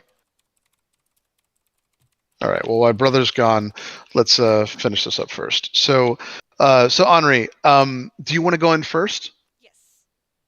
All I'll right. go in right behind her have- so that I'll she step away while we're waiting for brother. I have true dark vision, so I can go first to make sure we can see without dancing lights and all that jazz. I also have the aura and the I also have dark vision. This room's probably not going to be great. Then. This room's That's probably fine. not going to be great. Sorry, Henri, trying to protect the squishy. My bad. Well, I mean, so who wants to go in first? Okay. Johnny or I'll go yeah. in before Hilda, so it'll be Johnny, Kino, Henri, Hilda. Here, Johnny, Okay. I got this. I'll go first. Don't worry about it. All right. So Okay, you guys, yep. Okay. So Kino goes in first. Kino, what you notice down there is it looks like it's a space of maybe 30 feet by 30 feet. Sure enough, there's a bunch of barrels and other things you can clearly see. However, there's outlines of 3 beings that look like they're no bigger than 2 feet tall. They do have they have like what looks like translucent wings on them, but the beings themselves, even with your dark vision, look like they're clouded, hazy, dark figures. As in, they have no details whatsoever.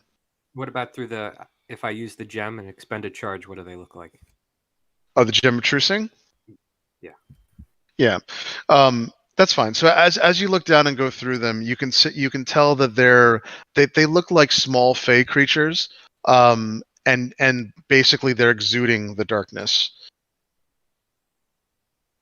I speak out in Elven. I say, "Can we help?" They all look at you startled, as if they didn't like see you previously, and they're completely still and silent. It's okay. I can see you. Why don't you start talking? They say nothing. I say, "What about now in Infernal?" Yeah, Oh, we're silence. talking to them? Yeah, Okay. you get silence. Yeah. So Kino, you walk down a little bit. You can, Johnny, you can walk in now. Yeah, I'll come in right behind. Okay. Johnny, you see the same thing, but you see like it's some kind of blurred, obscured vision. The only thing you can see is the wings that are clearly in their translucent wings, but they're like 2 feet tall. Are we doing Do this? they look similar to things I've seen in other locations? No, they look like nothing you've ever seen. Okay. Would that be the same with me? Yep, same thing. Yep. If I'm Can I going to make use an insight check to see if they seem hostile at all? Yeah, Would you these- can. You would can. these Yep. have would these have been in my radius of divine sense that I No. for? I'm going to do Nope. that again. Yeah. You can. These are surprisingly to you not fiends. There's something else going on with these things. Okay, so Yeah, they're not fiends. That you don't get anything from this. I can't tell if they're celestial. And they're not celestial. Yeah. Ani's gonna Huh. ask Kina what she sees. Can you Uh, use the gem? Yeah, I'm using the gem Yep. right now. I see like little 2 foot tall winged fae. Yeah, they look like fairy-like creatures. So this is what they look like. They have long faces. They seemingly have sharp teeth, blackish eyes through the gem, and they definitely look like they're, I guess, slightly aggressive forms of like fairy-like creatures. However, their skin through the gem glows like a deep purple. It's like a purple glow. But when you don't look through the gem, they look like super blurry and obscured. I'm going to call out to them again in Elven. I'm going to say, "What do you want? Can you understand me?" So one of them passes beyond the border of what is clearly the pocket dimension and disappears. When you see this, you're like gasp almost. You're like, what the fuck is going on? Like it literally like runs into the wall of the pocket dimension, and you have a bag of holding. You kind of know how these things work. Doesn't seem like that's a possibility. But it does happen, and they vanish. Oh, these things. They can do some things. Arcana? Yeah, you've seen it as well. You can do an Arcana check. I'm going to draw my sword. Not do anything. I'm just going to hold it out. Yeah. Not high enough, but Henri gets it. 21. All right. And so Henri, with dancing lights, even with dancing lights, by the way, it is incredibly dark here, but it is just light enough where you can see 5 feet in front of you. You wouldn't. I'm not sure that you would have been able to see this though. Nope. Yeah. So you would have that, or you kind of have to verbally describe what's going on. Johnny. Once I'm stumped, I will tell her verbatim what happened. One of them just disappeared out of the space that is defined here. Yeah. Yeah, I mean, if that's the case, you can make an Arcana check on the simple fact that one of them moved between the walls. Johnny, you're gonna have to point her in the direction that it happened in, but you can. Yeah. I'll point her over there and lead her over to if need be. I know the next Arcana check is gonna be bad. Yeah. No, we can use your Arcana check. It's fine. We can use the one that you had. What was the one that you rolled? 21. The only way that you think that's possible, Henri, is if this is not a pocket dimension and maybe tied to some other plane, whether it be the Feywild or something else. So what are we doing here? What's our course of action? Was that the only one, or are there more? There's two more. Two more in there. I think. Yeah, there was three. There was three, and one of them left.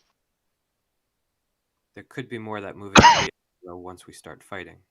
So Yeah. keep an eye out. Can't we just ask them to leave? I will call out again and ask if they understand me. This time in common. Okay. Yeah, they look at you, and their heads tilt a bit. You're not sure if they understand you because they don't respond. Does anyone have any? I'll look at Johnny and Henri. Can you speak like anything that I don't speak Fey? Not my specialty, man. I can speak Infernal. Yeah, Or I I've can tried that. cast. I can cast a spell to understand what they say if they reply, but it doesn't appear they seem to care about us. So one of the things that has happened to everyone that's down there now that you've been there for a little bit, Hilda, by the way, just walks behind you guys, is everyone starts to feel a bit of like foreboding or gloom, almost like sadness, and it's very slight. Can I make an Arcana check based on how Yeah. As Yeah, long as you I can. see that everybody's kind of seeing that, Yeah, or you having can. that same feeling. You can. Yep. 18 for me. Jesus, Johnny. 4 for me. Okay. Yeah, all the bad checks now. Get rid of them. Kino, the only thing that you can come up with is that this pocket dimension or whatever it is that you're in currently has some kind of like overwhelming connection to like foreboding, fear, whatever. Once you start channeling that and realizing like putting the pieces together, you start to think that maybe this is not a pocket dimension. Maybe you are literally stepping into a carved out portion of Shadowfell. This is like going to the basement of a Red Lobster and discovering they have a wormhole there. What Red Lobsters have you been to? Yeah, they all So- have them. Now, the little that you know about the Shadowfell just tells you that it is a terrible, awful, dangerous place to be. Hey Johnny. This might not be a pocket dimension. Yeah.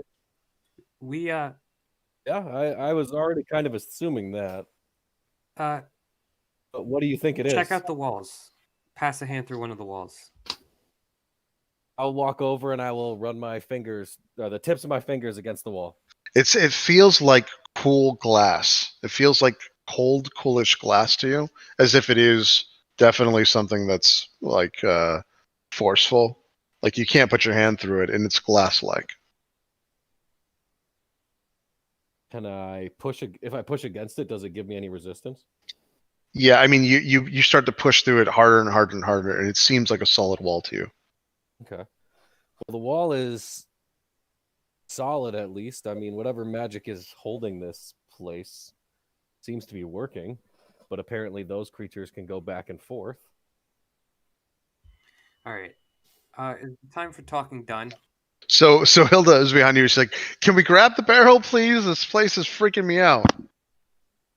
I just take Oh. one step closer to him. Yeah. Good. I'll keep on guard. You. Yeah. So as you guys start to get closer, the two other like fairy sprite things, they move back a little bit, and they don't do anything while you guys grab this barrel. So if you're gonna go through and grab the barrel, it's pretty heavy, but you can see why Hilda has such a hard time with this too, because you have to go through it. It's hard to get it up the stairs. Once it is up the stairs, like Hilda has to like position herself. You guys are standing guard to make sure the things don't. Yeah, and you can tell that they kind of. It's almost like they want what's inside of the barrel itself. Like they like ease up, but they're too afraid to like pass between the both of you, so they stay where they were, and they let it go up. Yep. I'm gonna kneel down and pop open one of the barrels, and then Infernal say, "It's okay. We're not here to hurt any of you," and then kind of take a hand of the stuff in the barrel and kind of spread it out in front of me and see if they respond. Why? Yeah, so it's ale. So you open up the barrel, and it's got like liquid inside of it. You go through and you like kind of like cup it with your hands, I assume, and kind of offer it. One of the sprites does come up to you, and it takes and like goes into your hand to try to like drink from it, and then it flies up, like almost like skittering flies up, and like puts itself into the barrel and starts drinking from it pretty aggressively. All they want to do is drink. They seem like good creatures to me. Yep. I suggest we get the barrels and leave. Yep. She only wanted one, right? Yeah, she's already grabbing it. She's grabbing it and going through it. But she does, like, once she gets there, she's like, come on up so I can close this thing. I don't want to close it on you guys. Let's go. Oh, okay. I'll head Yeah. back up. Have fun, my Shoot friends. I'll myself. repeat an Infernal and walk out. So everyone goes to walk up. As Johnny goes to walk up, the other sprite comes through, and hold on one second, Johnny. Yep. It doesn't like that you're just leaving it with the other thing. It goes to aggressively bite you. I don't think it hits though, because it goes to bite you. It bites with a 15. Yes. Does that hit? Oh, it's a miss. 18 AC. Okay.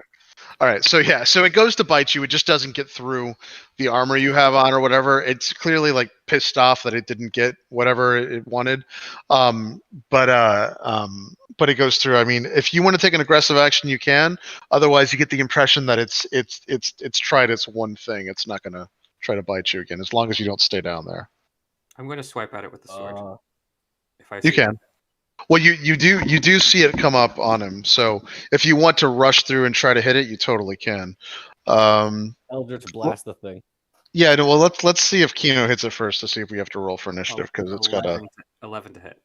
yeah. So Kino, so it you go to take a swipe at it and it literally breaks it. It runs for the side of it and literally goes past the barrier.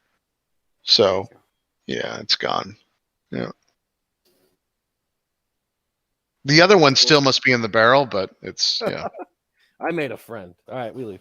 Are we taking the one in the barrel? Is there one in the barrel still? Yeah, it's in the barrel. It's in the barrel, but it's yeah. No, the other barrel is going upstairs. The one in the barrel is still in the pantry, in essence. So we're That's good on right. that one. Yeah, that's right. I'm going to go pry open the top of that, pull it out, and close the barrel. We can't leave it in the barrel. What the hell? It just wanted some ale, man. What the hell? Do you just have an affinity with everything from the Shadowfell? I throw it out. Sometimes, I mean, it seems pretty interesting, and Yeah. Well, do you go? I'm gonna So tell you your know, dragon stuff. do you go to do you actually go to like reach down within the barrel to try to grab this thing and get it out of the barrel? Yes. Oh, okay, all right. You can totally find it because it's busy doing what it's doing. As you grab it, it is going to try to bite you. So hold on one second. Some drunk ass pixies. Let's see what happens. Oh, it crits you actually. So not only does it bite you. Okay, so this is what happens, Kino. So it bites you, and as soon as it bites you, you feel like you realize the mistake that you've made. So it does paralyze you, but it paralyzes you in a way that you've never felt before. So it bites you, and it's gonna do double damage. So hold on. That's See you, son. Yeah, this really hurts. So Who's your it next goes one to gonna be? it goes to bite you, and it bites you through your gauntlet with 17 points of damage, which means that it's literally biting through your entire hand. You're bleeding everywhere. Like this is a vicious fucking creature.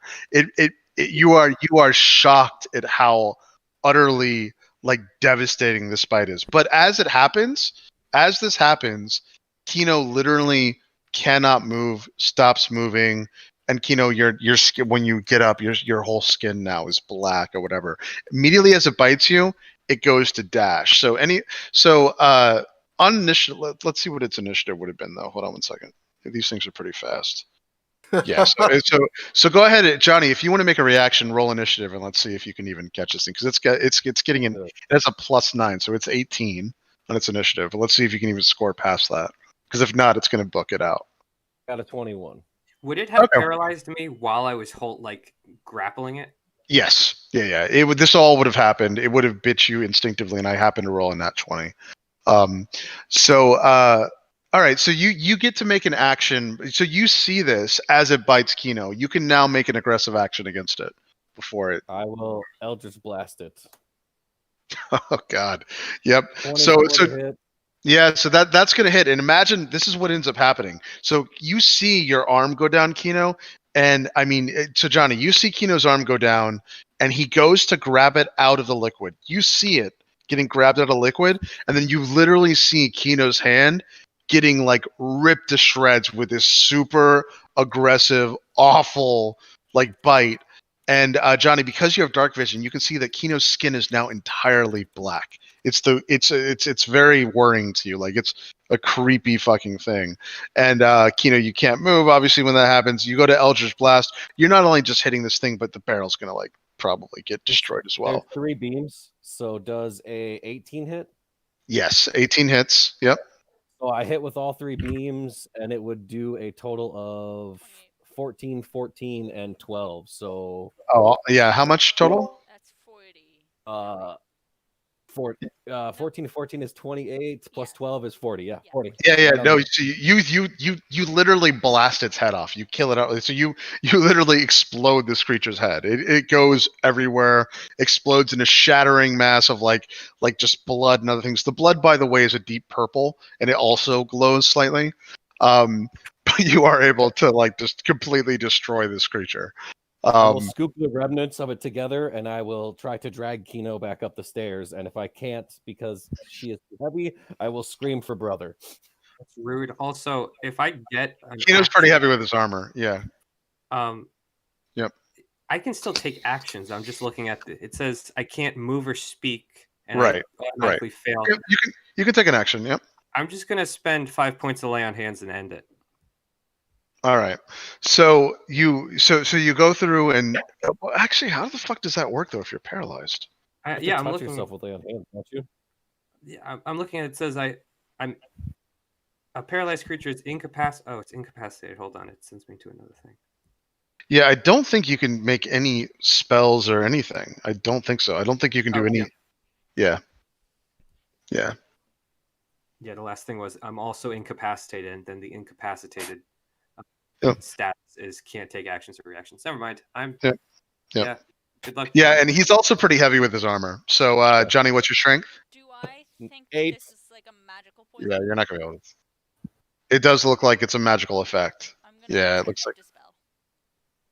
Okay. Yep. I Yeah, still go for call her brother. Go for it. Yeah. So Johnny, you kind of run out. Hilda's like thing is definitely like broken now. The owner's gonna know that you guys were down there. But so you rush out and you call for brother. Brother, you see this? I keep the dead body of the monster in my arms, though. And Chris, this isn't a disease, right? No. This is an effect.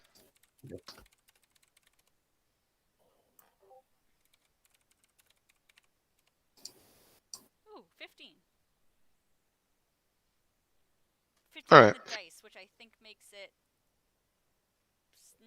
18. Yep. Because my spell modifier. Yeah, you can do that. Yeah, so you can. This is an effect that you can dispel. Kino. So immediately, like the color goes through and rushes to you. You can now move again.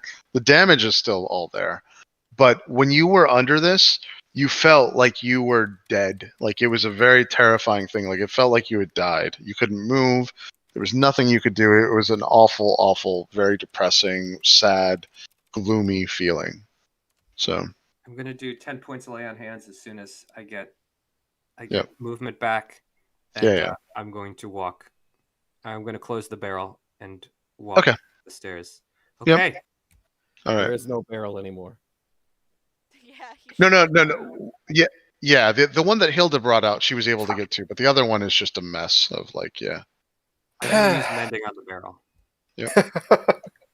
But there's no liquid in it. Where's Like the what? ale gone? You can. There's no ale, but can. there. Congratulations, Yeah. you have a container. All right. So yeah, you're able to fix the barrel. Yeah. So the owner comes rushing out. He says, "What is going on? What?" He said, "Hilda, I told you not to get anyone involved. What are you guys? What are you doing?" And Hilda's like, Hilda goes back and she's like, "Listen, I don't want anything to do with. I saw what those creatures can do. I'm never going down there again." And she storms off. She opens the door. She like leaves the tavern. I'm gonna walk over to the innkeeper. Just a suggestion: you may want to leave a barrel open so these creatures can peaceably just have a drink. Leave everybody alone. It appears, unless you stick your hand in a barrel and try to pull one out. He said, "Yeah." He goes. He says, "What?" He's like, "Listen, I've had this thing for a long time. We've never had any creatures. What happened?" I show him the carcass of the dead one. This thing.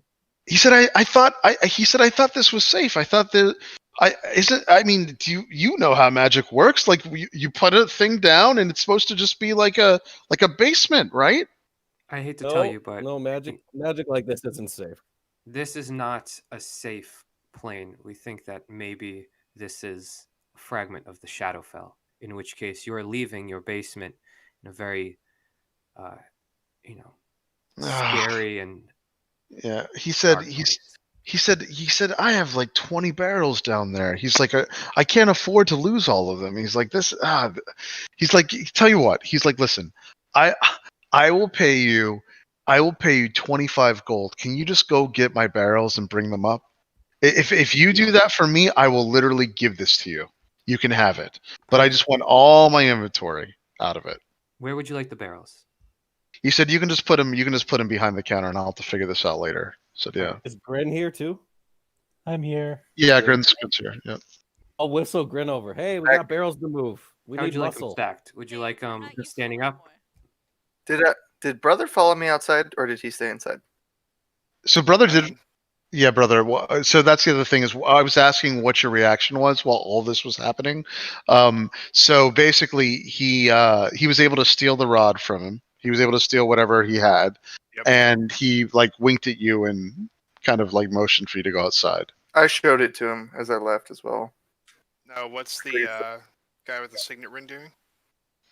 Oh, so before all that was happening, he was like looking under the table to try to figure out where this rod was, thinking he dropped it. And he was like feverishly looking through it. He was telling the other people around him if they had seen it. Kind of like panicked going through this. Should I do it? Yes. I'm not there. I'll just get within his general vicinity. I'll just tell him, professional courtesy, get a flagon at the bar. And I'll just sort of saunter off over there. Okay. So what? So are you like heading to the bar? Yeah, I'm heading to the bar. Okay. All right. And so during as you're going through that, this is around the time where they have already gone down to go through, and so they're still underneath everything essentially. So no one's come back up yet. Do you just want to sit at the bar? Now he's outside. His character went outside the bar.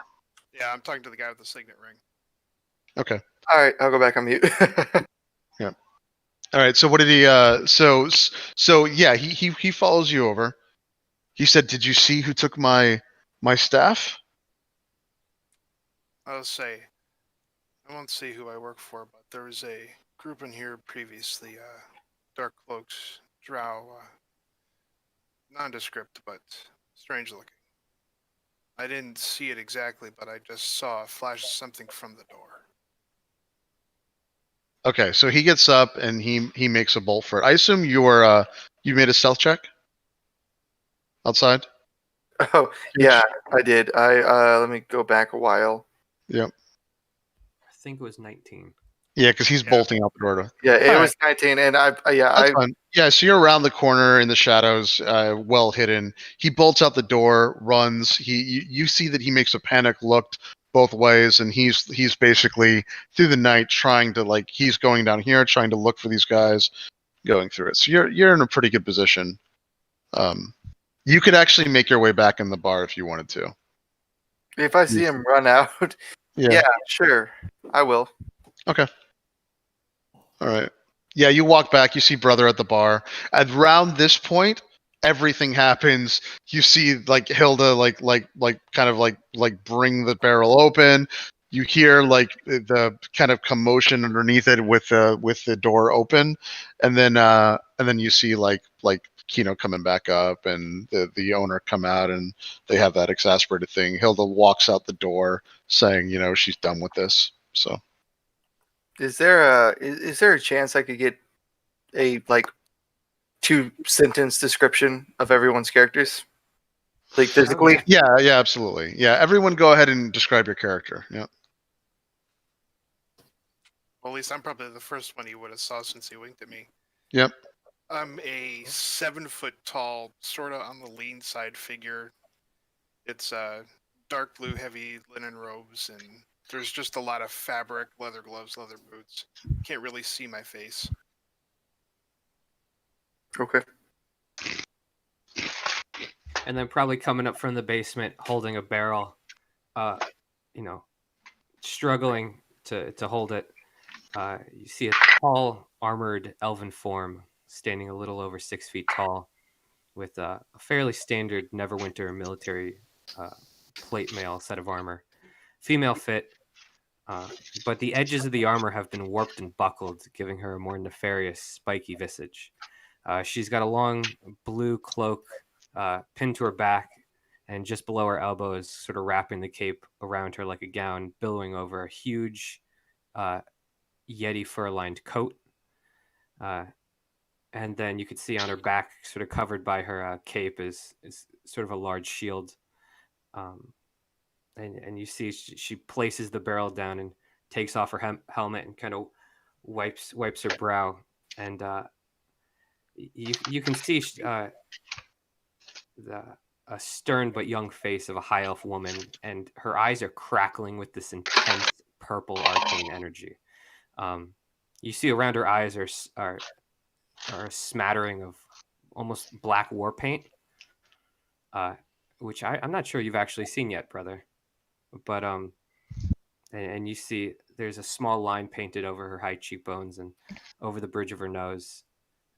You can see she has wavy platinum blonde hair that runs down just below her neck and across her shoulders, and she's got this really intricate mantle of furs and everything, and covering parts of her armor. Yeah, I put a photo as to what I look like right now. Yep. I place the barrel down and I turn to brother and go, "Sorry, there's no joys of the cantina." And I turn around and I go back for another barrel. Yep. All right. So Henri, you come out. So what do you look like? Pull the magnifying glass. I am a very short human, also covered in many fabrics, but more for warmth than for hiding. But what are you in the game? I said human. I just said human. Oh, there's a joke. I'm sorry. A small human child. Yeah, because sorry. this is basically me. But I have bright blue hair, and it's been described that I'm kind of clearly a mage, right? Chris? Pretty much. Yeah, you can tell. Yep. Yeah. Very clearly magically inclined. Yeah. And I am apparently Johnny's grandfather. Yeah. I mean, possible, because we are definitely very similar looking. I come out looking similar to you. No pointy ears. It's like that Spider-Man meme. Yeah. Yeah. Yes, exactly. And black sclera with red eyes. Fix that in the art. Yeah. And to be wearing a clear, power suit.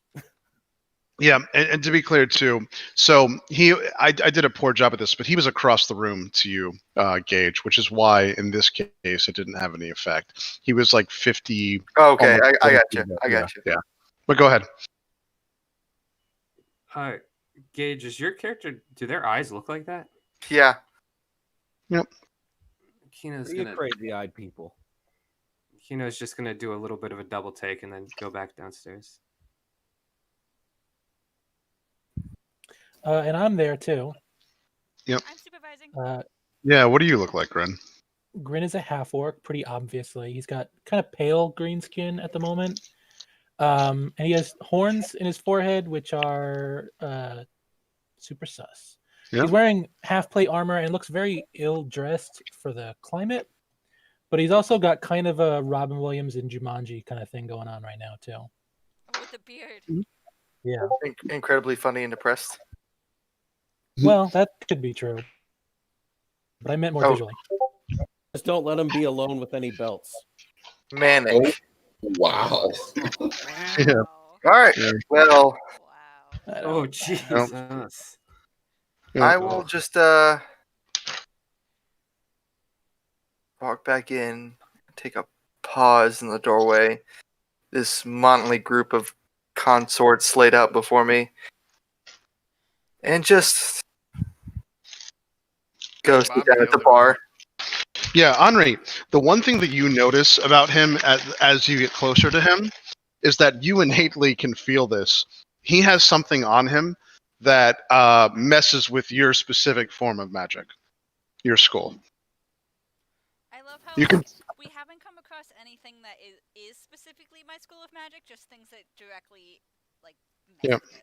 Fuck it up. Yeah. Yeah, but this actually even affects things like portents. So yeah, it's like you just know. Excuse me? There's just some there's something that happens where you just freaking know that there's something. Steal my Professor Orb. Yeah. Did you make this just to mess with me? Be honest. No.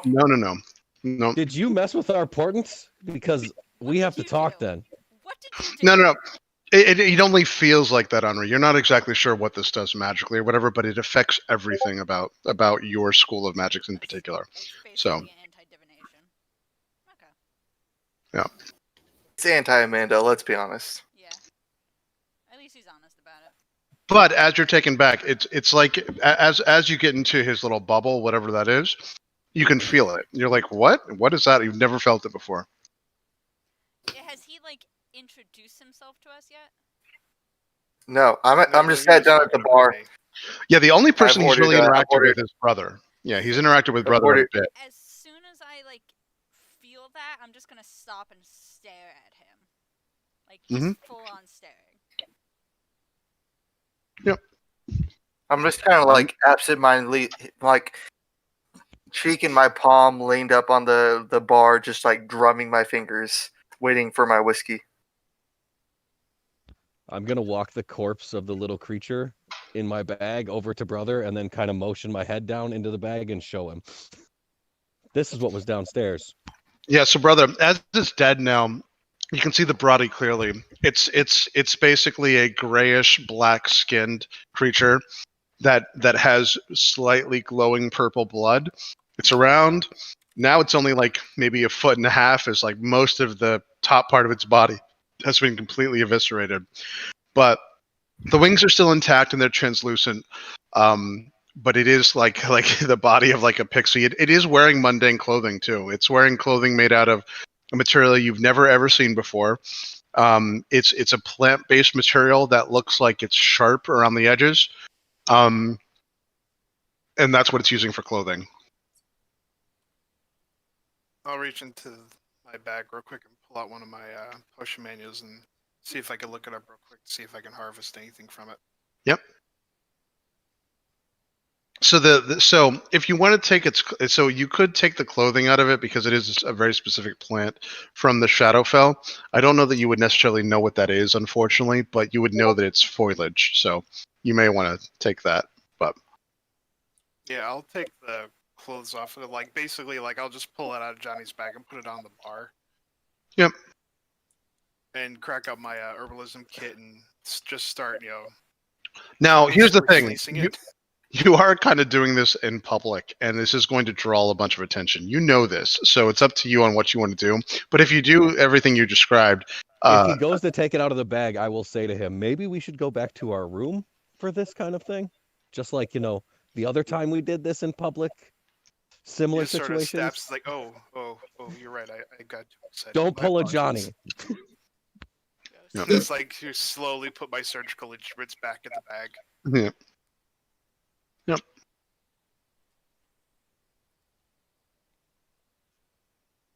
All right. So, yeah. I'll let you guys decide what you want to do. But at this point, the owner has now come back in, and he's basically like, well, I mean, do you think you can get the stuff out of it safely? Yeah, Oh, that yeah. shouldn't be a problem. We were in the process of doing that. I've been moving the barrels up behind the bar, like you said. Oh, I'm sorry. Okay, I missed that then. I said we, but I'm just supervising. All right. So Doing Grin, well. yeah. So Grin, I gotcha. Okay, that's good. So this is going to take around 15 to 20 minutes. There's a decent amount of barrels down there, but in 15 to 20 minutes of doing that kind of work, you're able to get everything up. Now his bar is going to be filled with it, but he'll have to find another, place to store everything. And he does hand you the box. The box is only 3 inches deep, so it's pretty thin. And what it looks like is an old, very like unkept, although the wood doesn't have any holes in it or whatever, but it looks very, very old, slightly gray wood that's been bound with some kind of metallic binding that's pretty spindly. And I touch the scepter to it. Okay. No, I will immediately. I'll do Stop. sleight of hand or an acrobatics to avoid you, Mr. Moving Barrels, for 15 minutes. Well, he gave it to me because I was the one that made this deal. Yeah, So yeah. how are you gonna have a free hand holding the thing? Well, he'll wait to give it to me until I finish moving the barrels, obviously. You Yeah, still yeah. won't have a free hand. You're holding a box. Well, this is what'll happen. So once the things come back up, he is gonna go by his word, and he's gonna give it to you or Grin, whoever's like in the vicinity. I assume it's you, which is fine. And Yeah. he says a deal is a deal, and he does hand you the box. I will take it and immediately put it in a secure pocket. 18 sleight of hand to touch it. Would I have seen Johnny right next to me with the rod? It's a sleight of hand. Beat my sleight of hand. You'd have to beat his sleight of hand to see him take the thing out because he's surprising you. It's kind of like a surprise round thing. It's just as if Johnny would have pulled out a dagger and tried to slit your throat. So it's same kind of thing. So you just have to see if you can beat the sleight of hand on your I guess we're passive. You doing it here. can. Now, would I have seen this since Johnny was right next to me? I thought Johnny was at the bar. Would he have been able to come over here with sleight of hand? If from the Johnny's bar? at the bar, I'm right next to him. Yeah, no, Johnny, that's a good point. I guess if you are at the bar, you're too far to do sleight Well, of as they You- finish, you would- as they finish, I would walk over because I know what we're getting out of the deal. I was there when the deal was made, Yeah, yeah. so I'd walk over that's fair. nonchalant. Yeah, that's fair then. That is fair. Would he have known exactly Yeah, I how mean the many guy. barrels? No, He but at the said same 20 time, barrels. he did give a number, but it doesn't matter because at this point that this is what Johnny would see that's reasonable. Johnny would see the guy literally walk over and pick it up, saying a deal is a deal, and Johnny could very easily nonchalantly at that point have walked over while that's happening. That's reasonable for sure. Did So he hand it to me or to Kino? to Kino, it looks like. So when Kino was finished, so Johnny's going to make a sleight of hand. Also, both of you roll for initiative anyway, because it's going to depend on who's faster.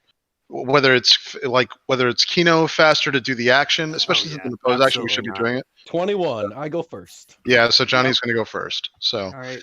I mean, and yeah. yeah, I don't mind that you're touching it. it's doing it right now is going to be a problem. Yeah, like It that doesn't whole absorb speech- things. that The whole speech rod about being doesn't do behind magic, closed crazy doors. things. I know you guys always think it does crazy magic, You're going to get but it sucked just down. absorbs information. That's only if I level. Okay. After that speech you just gave me, you're okay. Fine. Couldn't wait 20 minutes. 20 I minutes. mean, honestly, I did wait So- 20 minutes. oh, you didn't. Yes, I did. 20 minutes to get the barrels up. Yeah, he waited for the barrels to get So, up, which took from, about from- 2 minutes. from But- an out, But- from an outsider perspective, what does Vinny see? Yeah, so exactly. So what you see is Johnny walks up, he strolls up to where Kino was, right before he gets the thing handed to him.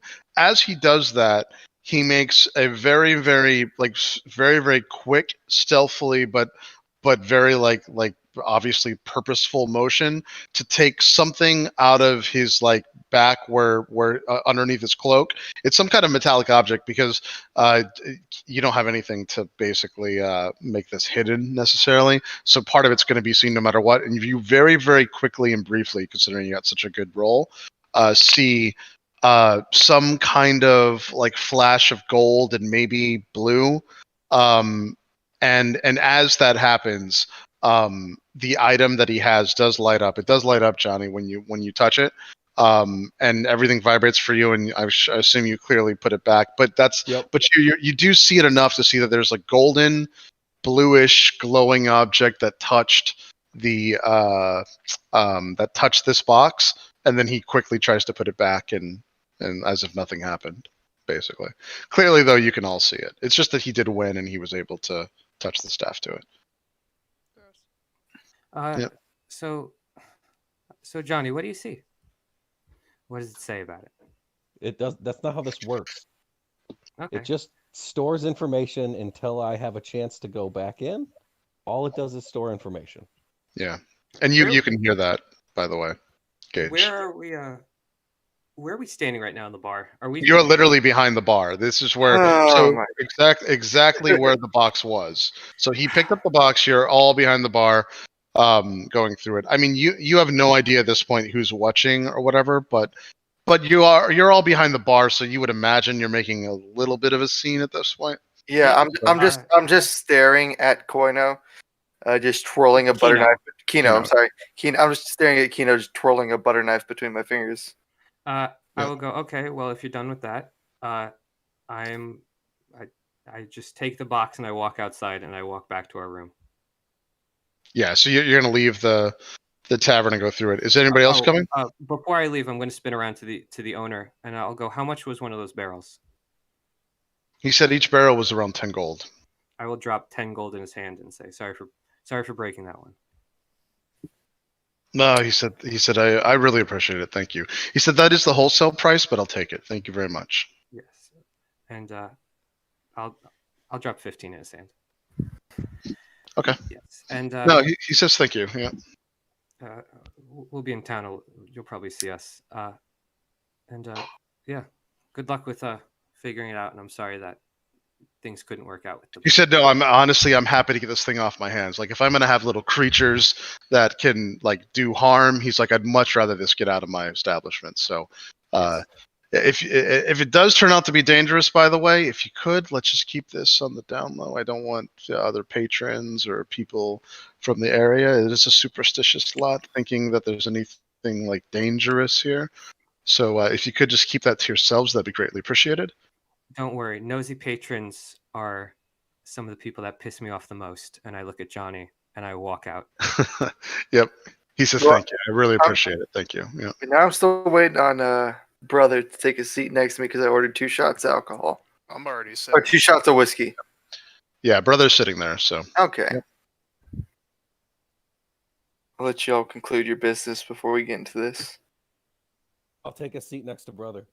Who's your Yep. friend? We're not talking to you right now. Oh man, grounded again. I'll motion for a really? drink. You weren't ungrounded from the first time. Henri is still staring at this guy. yeah. Yep. I'm Once just gonna, I hit- You're behind the bar, Henri, as you had come up. So you're like in this area over here with all the Does barrels. Henri look perturbed? Like, is she upset? I'm extremely upset. I'll just I'll look at I'll catch Henri. I'll catch the attention of the bartender and just hold up 2 more She's fingers. long gone. 2 more fingers. Okay, well, 2 more fingers, signaling 2 more shots of whiskey. Yeah. Yeah, I mean he's busy with the barrels, but you can catch his attention, and he goes through and Oh, he you're talking about the owner? goes through. Yeah, it's the owner now. I feel like Hilda's gone. Hilda's I've gone. been here. I've been here long enough and been in here long enough. Yeah. He'll give you 2 more shots of whiskey, and he does apologize. He says today's been a weird day. He says I'm really sorry, but here. You I'm can gonna slide the 2 of them down to Johnny. I will take both of them and be like, Henri, you want to take a shot? Doesn't She's already respond. gone. Is still staring at the guy. Okay, one for me, and I'll sit the other one next to me, waiting for her in case she wants it. Chris, And he finally speaks up. if I'm about, I don't remember how far our room was. If I get to 120 feet before I get back to the room, I'm just going to message Henri real quick and say, hey, I'm going to check out this box. I don't know if you want to join me. Yeah, I mean, there's definitely places. It's right. So if you see the stream, this is the sister location, and this is where you're staying, right there. So there's absolutely places in the corner that are around 100 feet from this. Not everything is. So if you want to get to around here before, like as you're getting up to go through it, that's fine. Yeah, I'll find somewhere discreet. Okay, that's fine. Yep, you can do that. Henri will just keep staring at the guy and then slowly move around the counter while maintaining staring at the guy, and keeps and back out the door, maintaining the. Okay, so Henri, as you get to this square here, whatever is happening is gone. So around 4 squares from him is where it stops. Grin follows Henri, looking confused. Yep. And then Yep. only breaks eye contact once the door is closed. Okay. Yep. And So I just got- outside, if Grin is also there, she's gonna say, Kino just messaged me. We're gonna go check out that new item. Okay. Yeah, So- Grin's gonna go with Henri. Okay, cool. I just have brother and Johnny here. Yeah, just brother and Johnny. Okay. Well, he'll just kind of lean forward on his elbows and then turn over to them. You folk, are about as subtle as a battering ram. You're not. And I'll slide the shot back over to him. He just flicks it with his hand and knocks it over. It's bad manners. And then he'll shoot his own. I'll drink That's on part this of me, I drink and don't be like, drink. welcome. Don't or can't, brother? Can't. Ah, big difference. You're not That- from here. Yeah, if you're this close to him, you can see that there's metal protruding through his face, as if maybe he's wearing some kind of metallic mask, or in general, his face is covered in metal. I don't really particularly care enough to investigate it. Yep.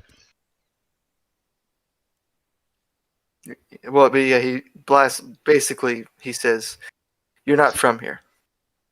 Pretty obvious. Nope. And Fair assumption. what's your interest in us? Not a lot of new things come through these towns. Not a lot of people want to come up here. It's, in case you haven't noticed, awful. If it's so Yeah. awful, you're up here for a reason. That's not inaccurate. Are you on the run? No. Insight. Yeah, insight. Yep, go for it. It's you have to make a roll no matter what. So even if you're telling the truth, you still have to make a roll. Well, I can't roll less than a 20 on my deception. Yep. That's a 30. He nat 20 the roll. Yeah. So no, he's telling the truth. So go ahead. Like 20 is the minimum I can roll on deception or persuasion. Yep. But it does appear like he's telling the truth. So go ahead and go with your response. No, this is, well, business. Hunt. Kind of Who you hunting? business. Not who, but what. What is, that's the important. But I was not interested in talking about me. I saw you, and he like just jabs a finger into brother's chest. Does his finger break? No, it's not. I assume he doesn't do it as with enough pressure. I mean, you can tell though once you do that, you feel he's wearing solid steel armor of some kind. Spells. Not very often you see those up here. Not very often you see somebody able to pickpocket a man's weapon right off him. It depends where you were raised, doesn't it? One could say. And I'm at this point, I'm keeping very close contact to where all my items are in the bag. Yeah, of course. Yeah, no, of course. Yeah, of course. Yep. Where were you raised, friend? Does his accent sound similar to anywhere I know? Oh, absolutely. It's a Waterdeep accent. Okay. Yeah. I ask him what part of town, and I literally just say, "What part of Waterdeep you from?" Yeah, you come from the poor sector yourself, don't you? The poorest of poor, yes.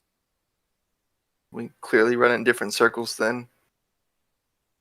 I would say 100-year different circles. Very assumptive of you, but whatever. Come from the Southern Ward. I come They from must- the deep southern ward. Okay. Yeah, clearly different circles. Anyways, what brings you folk up here? Other than pissing off the random mage you happen to stumble across? You mean that random mage we threw off of your trail? Our businesses are. Oh. If you thought that he was going to find me, you really don't know. Well, I guess there's no reason for you to. It wasn't just some random mage either. And nor am I some random thief. And start then stop yapping and get to business. What do you want? seem to have some interest in him. And then I'm going to take out the wand and just. Do you have any interest in this? Does it look special at all, Chris? Can I make an Arcana check on it? Yeah, same. Actually, can I assist brother? Actually, you probably have the better Arcana than I do, so I'll assist you. Okay. If I spell correctly. A 12. Outstanding. I will use my devil's own luck. Yeah, I was going to say, without that, the only thing that you notice is that it is an arcane focus, and it is attuned to him, specifically made or created for him. But other than that, you don't see anything else that's necessarily special about it.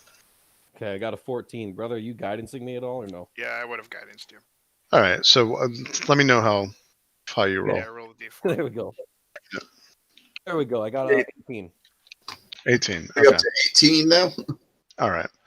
All right. So it is a very, very well made arcane focus. Meta terms, it would be a +1 arcane focus. But Yeah, and I'm gonna toss it like a used pencil down the bar.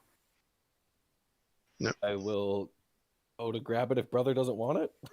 Yeah, I'll grab it. Yep. Okay. Consider it a, as you said earlier, professional courtesy.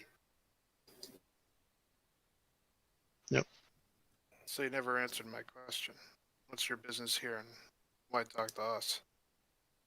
My business, sir, is not your business, is it? But your It may business be might if be you my let us know. business. Something went wrong there. Yeah. Because we don't see a lot of people that look, well, for lack of a better term, your assortment of peculiarities show up often without there being something of interest.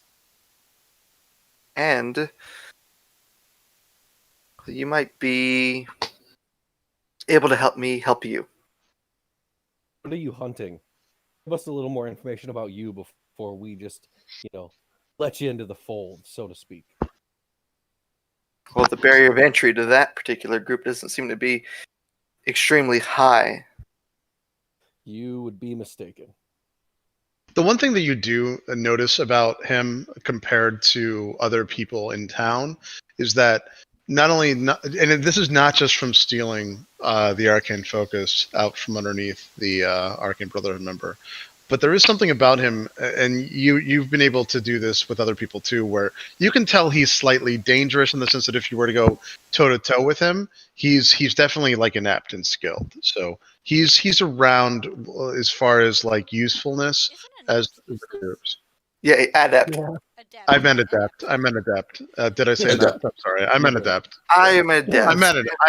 I meant adept, not You adept. gave away Yeah. a secret too early, Chris. Yeah. But he does seem like he does seem like he's got skills that other people around here would not have. Like he's just better at it. Yeah.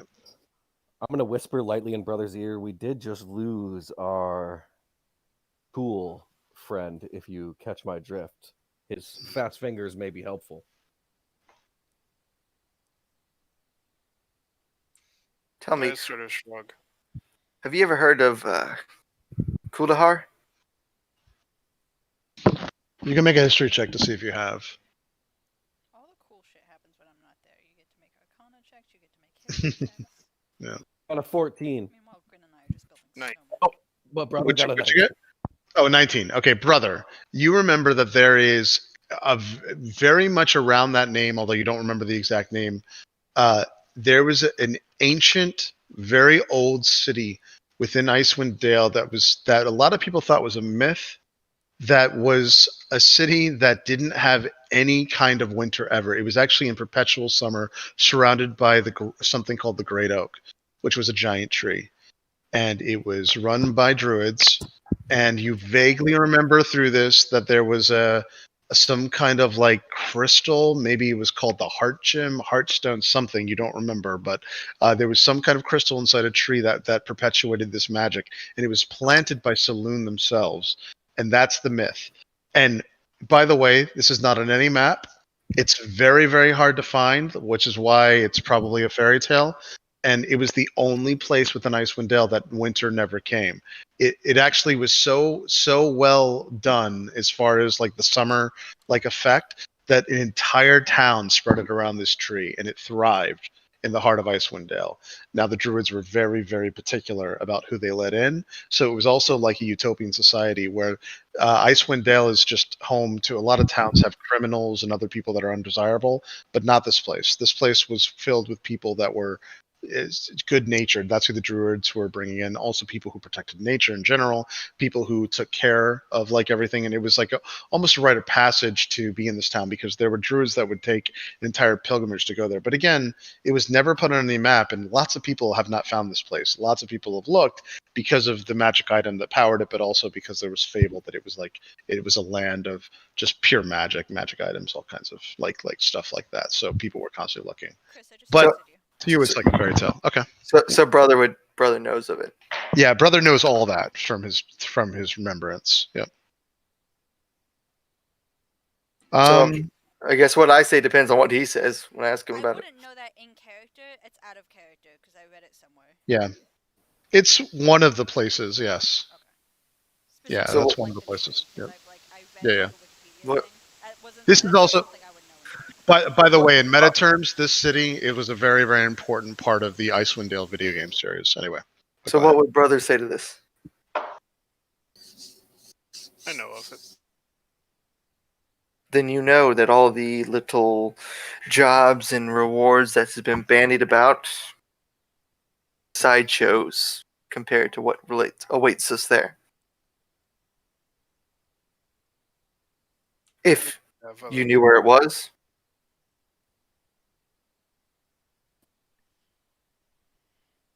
Sorry, what? Said we do have other priorities in the area.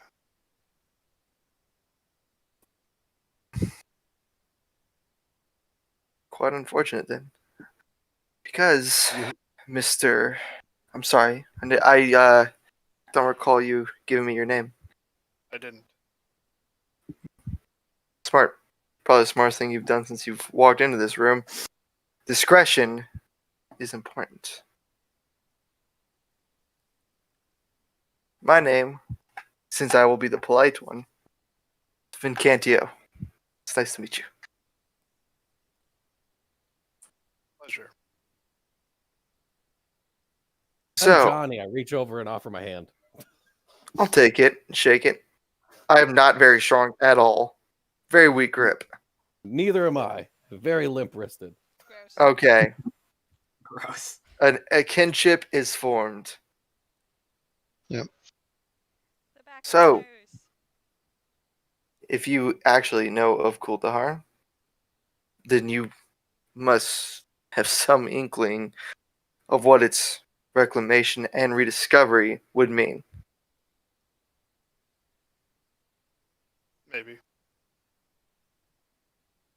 I You- look over at brother. Is it worth it if he actually knows? Brother, the one thing that you think about between all of this is that it is very probable that the magic that is held within this Heartstone gem could surely be a catalyst on solving the entire problem within Icewind Dale. Because right now the biggest problem that Icewind Dale is facing is this perpetual winter that's literally just killing everyone.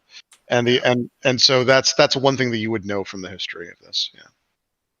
This, my friends, is a magic that would make the mini-starred cloak roll over in their graves. A magic that would make the Arcane Brotherhood tremble in their boots.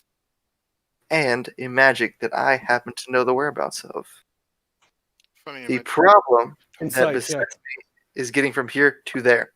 Yeah, you could make an insight check. yeah, You mine- no matter what, you have to make your opposing roll. So. I just I wanted can't. to aid me on that one. Okay, Oh, yeah. Hey, brother. 25. Yep. Does anyone beat a 25? Wait, are you aiding or just doing your own check? Yeah, I'll aid you. I'll aid you. You rolled a 2. Yeah. Oh. Well, he's telling the truth. So I beat him by 1. Oh, you beat him. You beat him by one, brother.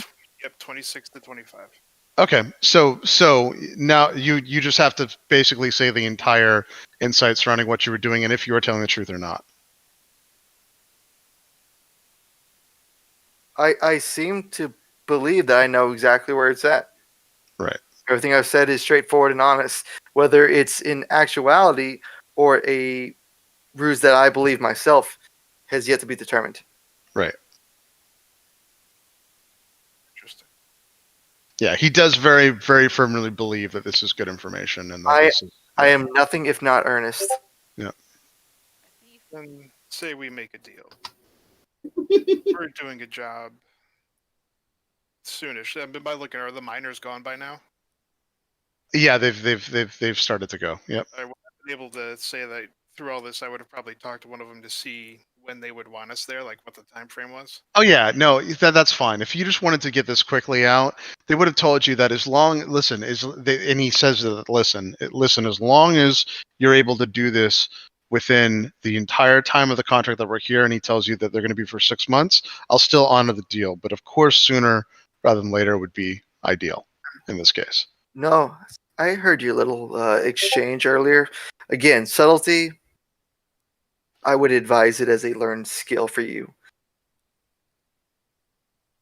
When you're as tall as I am, subtlety is a Yeah. low point. Yeah, well, thankfully, the height that you exist at doesn't really determine the volume of your speech. Anyways, Charlton, sideshow compared to what this is. Not to us. We give you a business deal. We're gonna take a week to get settled, get figured. Then A week? God. You guys move. There's glaciers outside that move quicker than you. you can go get stuck. It's magic. Yeah. So so Kino, the only as this is happening, one thing that you notice when you were on your way back to see Henri is there was a cloaked figure. It looked like it was a woman. She had darker skin, and she disappeared within like the blizzard outside as you were walking by. But you did notice her quickly, and she was watching you as you were going through. You definitely saw that she had dark skin. As you went to go like pursue it, though, she was gone within the snow. And you weren't able, like, even if you tried to look for her, even in 10 minutes or so, it would have been, she would have been able to vanish. It started to get bad outside, by the way. It's starting to really pick up. It's starting to be a small blizzard outside, as an FYI to everybody. I'm I- going, as Go soon ahead. as I get back to the room, I'm just going to message brother and say, there's a dark elf woman outside the bar. She had eyes on me, seemed interested. Be advised. I will tell you, friend, dwelling here as a guest, unwise. There's a lot of eyes poking and prodding and trying to determine who and what you all are. You wouldn't have noticed them. You're not from here, and I get the feeling not the most world weary, but they're there. We'll leave in a week. If you wish to know more, you'll join us then. And I get up and walk out. Yep. If you haven't Yep. been run out before, then Yep. Johnny, you're still there, so. Oh yeah, I'll just stand up and go. It was nice meeting you, Vincentio. What can I call you, man? Your name's hard. friends call me Vinny. Vinny. All right, Vinny. Well, it was nice meeting you. You sound like a lot of people in Waterdeep. Don't know if that means I can trust you or not, but you know, we got our own things to do. We have our own problems. I'm really interested in where you'd want to go, but you know, you got to give us some wiggle room and head our way a little bit if you want some help. I'm sure I will catch you sooner or later. I'm gonna let them know what inn we're staying in. Yep. Yeah. And then you know, come see us sometime. And I will head that way after brother. Yep. All right. Before we resolve this, do you want to do anything? Gage, does your character want to do anything like follow them or whatever, or do you want to just go Right. back That's into not the? a call. Did he mean to leave? Oh, I don't know. I'm not sure. Theo, is Gage okay? I'm sure it's I'm sure he is, but And just like that, he is gone into the night. And by night, I mean 11. yeah, o'clock he's in the back. morning. He's back. Yep. Yeah. So Gage, does your character want to do anything while they leave? Yeah, for some reason my internet just went out. Yeah, no worries. If they're leaving, I'm not pursuing them. Okay. They have no overt overt desire to pursue Guldahan. Yep. I mean, we do, but we have other promises to keep. Fair enough. Okay, so as they go through and like as you guys start to walk out, the one thing that you've noticed now that you're in there is that it has really started to pick up. And by the way, you would have known this too. Your character Gage, like the snow has started to get really bad. You haven't seen it this bad since you've been in the area, so this is like a full on blizzard at this point as they start walking out.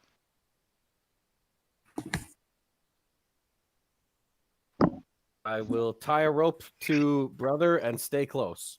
Yeah, I'm staying indoors. I have a room They're upstairs. walking like 20 feet across the street. Also, I'll be right back. All right, cool. Yep. Wait, Yeah, so I'll make it back. I'm gonna head back to the room and I'm gonna start checking out this box. Yeah, Gage. That's the other thing, Gage. This particular building doesn't. Yeah, his room's not actually in this place, but I'll explain it to him when he's back. Yeah, this place doesn't actually have the rooms. Yeah. So he's in the same building as us. He is. Yeah, yeah, he is. He's staying in the same exact place. Yep. All those awkward conversations at the ice machine over the next week. Yeah.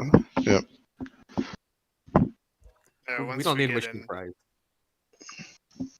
Yep. I'll toss the wand to Henri. Yep. You might want to look it over first, but I think you'll enjoy it. Thank you. A gift from our admirer.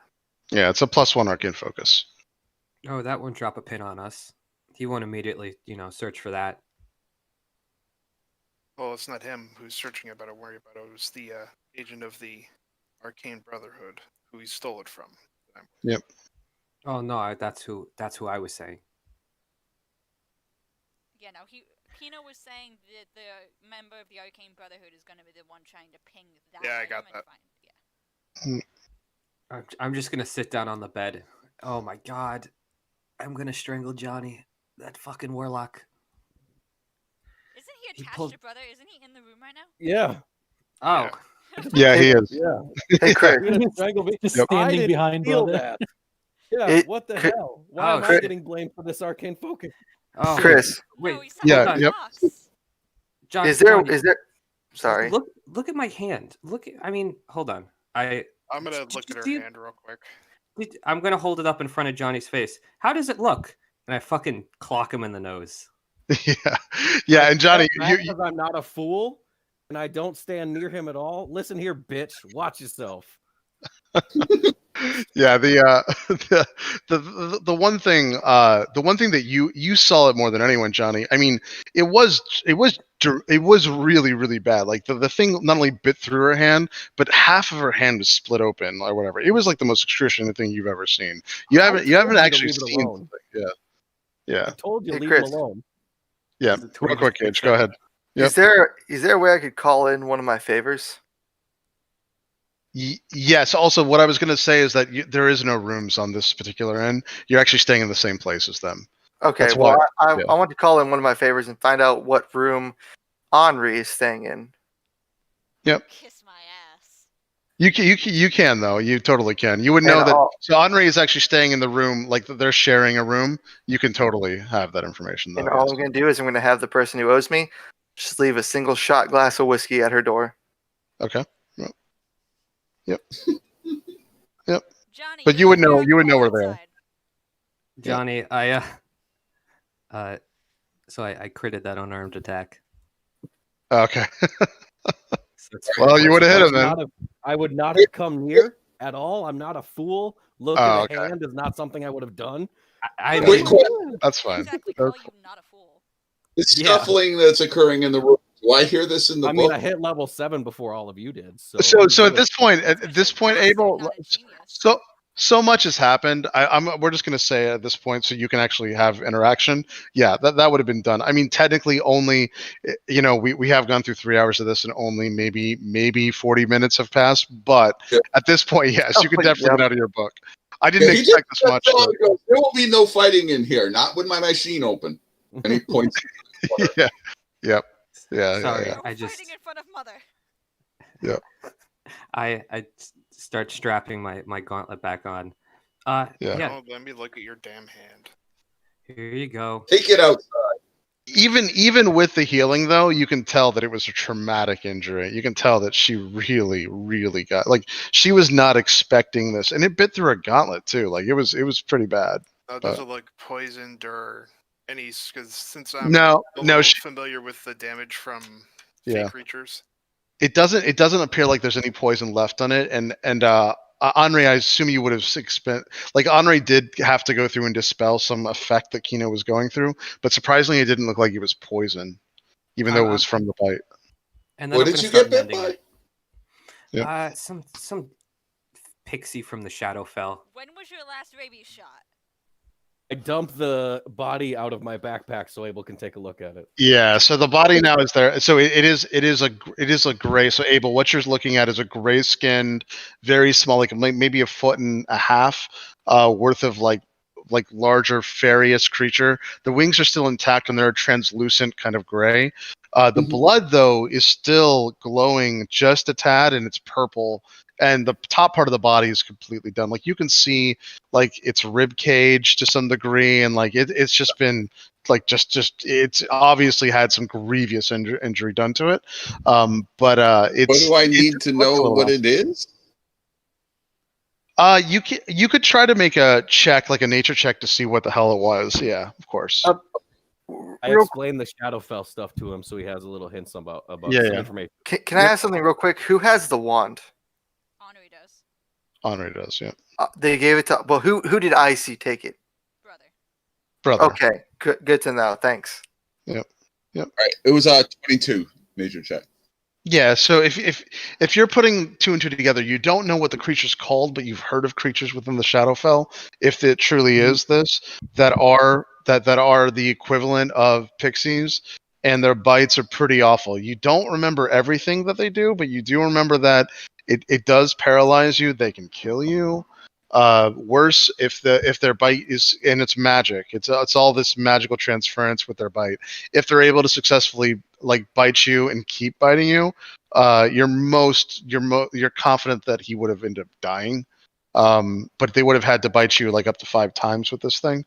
But so you look at it and you're like, if this is what I think it is, then this is what it is. Essentially, going through. Up by like one wing, kind of as like it's Fey, maybe Shadowfell, which are both probably terrible things.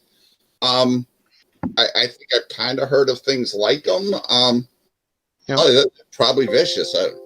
Yeah, and that's the thing that's interesting about this too, is that this is one of the lightest natured things within the Shadowfell. It's not inherently evil like most things within the Shadowfell, but it is definitely mischievous. And I guess you just got unlucky because it did bite him really hard.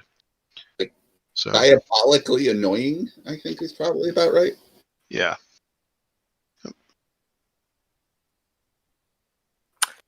And this was where? Do we eat at in the 7? basement of the bar. And so do they have it in a cage or something?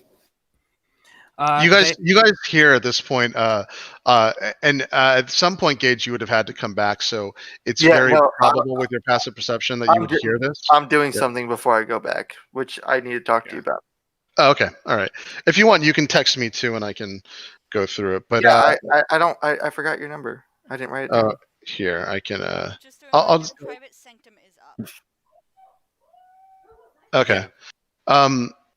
Let's see. I think I have. Do I have your number? I may not Say- have your number. Don't It's say fine. that loud. Yeah.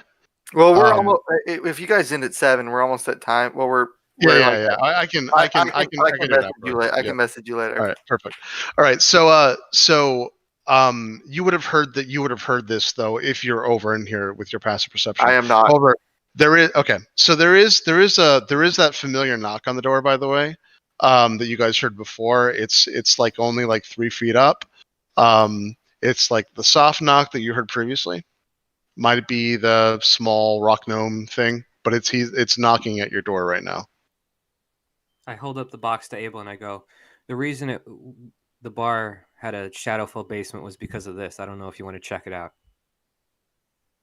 I hold up the box. All right. He checks it for traps. Yeah.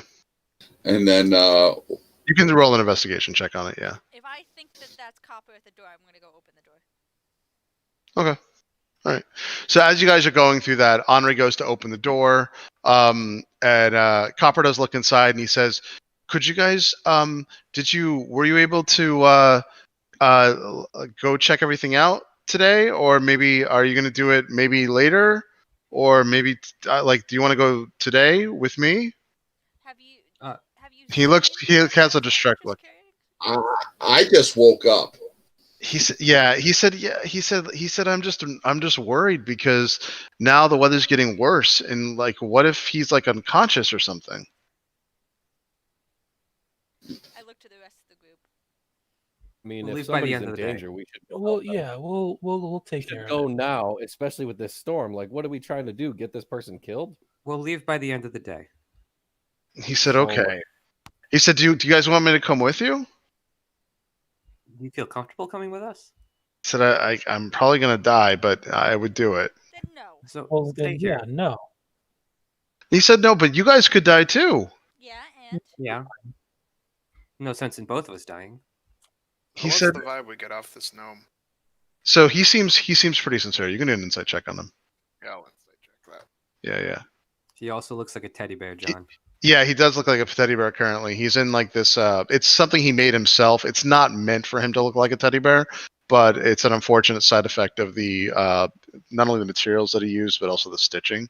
So he looks like he's like this giant teddy bear. And you can barely see his eyes, by the way. And he's always in this when he goes out because it seems like he's like pretty susceptible to cold in general. So Yeah, I got a 30.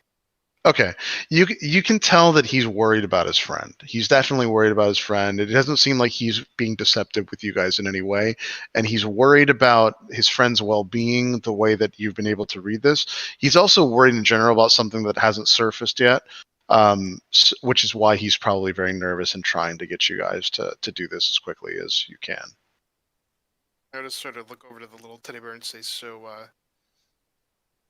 we understand your concern for your friend, but is there something else that bothers you? He said, worries you? he said he was working on this magic item that was going to help all of Icewind Dale, and it's just weird that after I was telling him about making sure that there would be like 3 rings, or or just making sure that the Summer Star in general was like warded properly, that I didn't hear from him. Like I worry that maybe he messed up or something. But even worse, even if he didn't, what if someone actually what if I've been hearing these rumors that like Aureel is now like walking the earth, and what if she found out that he was doing this and like she came down and killed him or something? Like, and also on top of that, like this is a really powerful mage. Like he knows ritual magic. Like I'm really scared. what kind of ritual magic?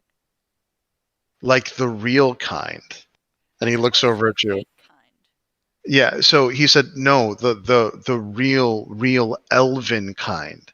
Like we're talking the real ritual magic, like the kind that you need your life force to give up to use. Like this, he is a real mage. Like this, I'm really worried.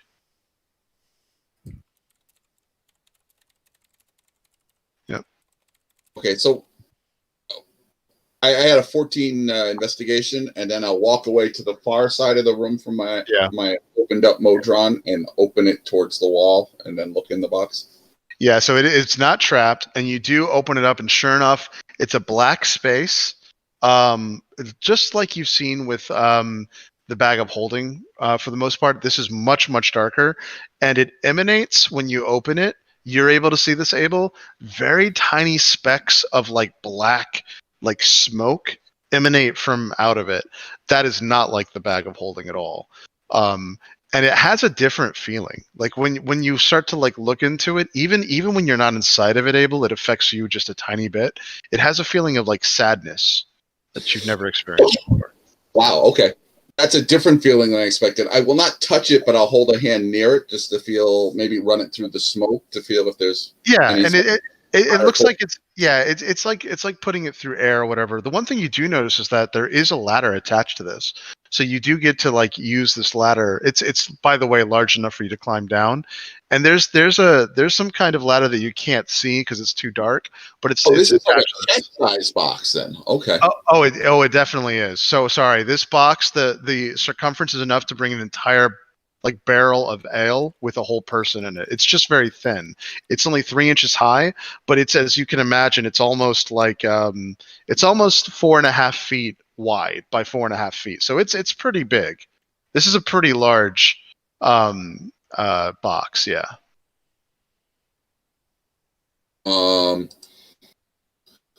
Yeah, I'll Yes, try identify to if you want. figure out what that is, and then identify would be the next check. Yeah. I can ritual cast it if you can't. Yep. Well, if we're gonna cast identify, are you gonna use a spell slot or ritual cast? Might as well ritual cast it if Okay. seems like Yeah, we the got way. Yeah, so if you want to, we'll speed ahead to that since we're at the end. So you go ahead and ritual cast the identify. This is it's the same kind of object as a portable hole, except for in this case, it creates a 30 by 30 foot portal directly into the Shadowfell that's warded off by other energies. That's all you can get from the identify. It's not sentient. However, this is a magic item that's part of many magic items, so you don't get the entire whole picture to it. It's just that it's wardened off, but it's going directly into the Shadowfell. Okay. And it's also, and you know for sure, Abel, that it's tied to multiple magic items. I will ask that. Did you guys go in there? Yes. And it is and it is tied directly to the Shadowfell. So that's And one was thing. it like a room or just a space or what was it? It was a room. I mean, it was a space, but it was a room that had like these sort of purple glass walls. Monsters were able to, these monsters, I point to the pixies, were able to pass through the walls. We were not. And they were keeping barrels in there, but really not great setup for if you're trying to keep goods. Yeah, this is not a storage thing if that's the case inside there, really. What do you mean when it's able, when you say that it's part of more items? I guess there's others of these. Yeah, well, Abel, you get that it's a part of a very powerful wizard's like basically portfolio of several different magic items that make up one super item. So, for instance, it's kind of like it's like a one of you don't know how many, but you think at least more than 3. Kind of like, and you get this kind of like your watch is a bigger piece to some bigger thing. It's the same thing. Yeah. Does the map respond to that object at all? Does the map say there's 11 now? So the map does not. So the map this means that Volo has not discovered this item. So this is just part of the bonus. So there's still 12 other magic items outside of whatever you have here. Do I sense whether other items are Shadowfell related or other plane related? No, they're all Shadowfell related. Yeah, this is all bidders into a bigger thing with the Shadowfell, but it is you would guess, Abel, that this is a very powerful magic item considering that it's been broken up like this. When they all get combined together, it must be something really awesome. So as much as I like to investigate things, this strikes me as something, as we come across more knowledge, we should go back to. and not mess around with a lot. It could be big, but unless Set it aside for now until we find more. yeah, and I'll look for like maker's marks or kinds of styles of fabrication and construction, so I can like recognize it if I see. Yeah, that there's really not. However, Abel, one thing that you inherently know is you can mess around with this pretty quickly. You can try putting it in your machine and seeing what happens. Oh, I could check it out with that. Yeah. Just as a for further reference, would we be able to put this in the bag of holding or no, since it's technically a pocket dimension? See, that's Or you. not? You do not know. I feel like no. Abel, your best guess is no, but you don't know for sure because you've never messed with this. I would even be worried about keeping this on someone's person as the same, like, a haversacker. I'd be worried about two people having two of these. Can we leave this in the room while we go help the rock gnome? Well, no. Yeah. No, And then come back and investigate I think further? means more that somebody, whoever is carrying it, should not have any other like portable dimension item. Yeah, and just keep in mind it's 4 feet by 4 feet, so you have to strap it on your back as this large, like almost like a shield. I mean, it's a huge shield, right? But it's like it's big. Or sled or whatever. Yeah, exactly. It can be a sled too. And by the way, it's light. It's very light. It's only 3 inches tall, so this is light. This is less than 10 pounds. It's actually much lighter than you expect it to be. Okay. Yeah, whatever wood it's made out of is ultra light. So it's like very, very light. A matter of fact, the majority of the weight is just from the steel bindings that it's on it. So You know who would appreciate this? Arceus. I was worried you were going to say that. I think he's the last person I'd want having this. At least part of it, yeah. Until we know what it does, I'm all for trusting Karsus, but not that much. I will check it out on the machine as quickly as I can. But I don't think let's take our time with this. So just for my personal knowledge, is it 8 o'clock that you guys stop? No, it's 7. It's 7. We're wrapping up. Yeah. We all stay late and we just love playing, so we just keep going. We're gonna wrap up soon, but yeah, we're okay. but so I know how to schedule for going forward. But Abel, so as you get into your machine, the machine opens up things that you can't even do with Identify. You start to realize, and you're going through all this, and it does explain to you that this is a so basically, as you start taking it apart with the machine and the weave, you don't physically take anything apart. What you do is it actually goes through and starts microscopically looking at, with those little lenses that I talked about, it goes through and starts actually looking at the weave, and then you see the Shadowfell stuff behind it, and you start to get a bigger picture. This, when it's combined with several other magic pieces, there's going to be, it looks like 8, although you're not exactly sure because you're not an expert with this machine. It looks like this creates an entire kind of like fortress setup within the Shadowfell. And each of these different pieces has a different magical effect that's part of this fortress. And once they're all combined and put together, you have this entire like wizard's tower within the Shadowfell kind of thing. Okay. Does it have a maker's mark on it? It does not. It has nothing. No identifying marks at all. That's something that you would have to learn. Like if you want to, so Abel, that's an interesting point though. Like if you ever did want to find out who made magic items in particular, as you started to use this machine now, normally you can't tell who's made it with Identify, but there might be ways to look into magical signatures once you actually have other devices made by other wizards, because now you can see all the inner makings of a magic item with what you have there. So it is a possibility, but you're going to have to do a lot of like guesswork, and you're going to have to have way more resources, more magic items, and try to figure that out.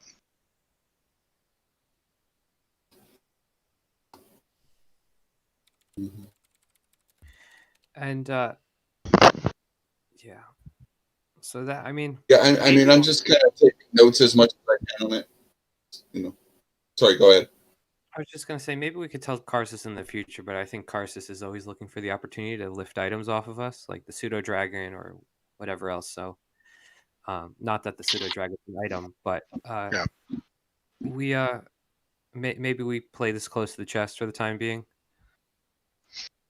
Yeah. Especially if it sounds like you put all these together, you get some sort of incredible mage tower in the Shadowfell. It sounds like he really wants that. It sounds like maybe it's a chip we can play in the future, but seeing as how we just saw him bamf back from the Shadowfell, he has, I feel like it's ties. probably a pretty useful thing to have in general, but Yeah. Yep. All right. So, Gage, did you need to talk to me about what you wanted to do, or is it something that we can plan and roll for? No, I've thought it out. I'm not gonna do it. Okay. I need to know. Fuck. All right. Cool. All right. I do want to do one thing. Yep. I'd like to cast Disguise Self and take on the appearance of Brother. Yep. Yep. You can. It won't be perfect, but you absolutely can. Yeah. All I need to do is look like him when he had his hood on, how he Yep. presented himself to the Arcane Brotherhood wizard. Yeah. Yeah. Of course. Yep. Yeah. You can do that. Can I find this guy who's wandering through the snow looking for his lost arcane focus? It depends on how much time you spend to look, because eventually he has to go I back. have an hour. Yeah. So you would definitely eventually be able to find him, because after 40 minutes or so, he's going to be forced to go back in because of the storm. Okay. All I want to do is stare at him and catch his eye. And then I'm just going to turn away and I'm heading to the tavern that I know that they're staying at. Right. Which technically, by the way, is the same exact tavern that you're staying at. Just I FYI. know. Yep. Cool. Yep. And I'm going to make it to where he knows that that's where I'm going. It's the only logical place Yeah. Yeah. where he's going to take residence. And then when I break eye contact, I'm turning back into myself, doubling around, turning on my heels, and walking back past him. Okay. Like head down, hood up. Yep. Yeah, that's fine. Yep. You can do that. Just going to see how that plays out. Yep. Okay. All right. All right. So this is a good place to end it, guys. So we'll go ahead and start up next time here, and then we'll go from there. So. Time to shake the tree. All right. All We'll right. see everybody next time. Yeah. All right. I'll see you guys next time. Thanks. Yeah, Happy New Year, Thanks, guys. guys. Happy New Year. Happy New Year. You Yeah. Happy too. New Year, everybody. Yep. Happy New Year.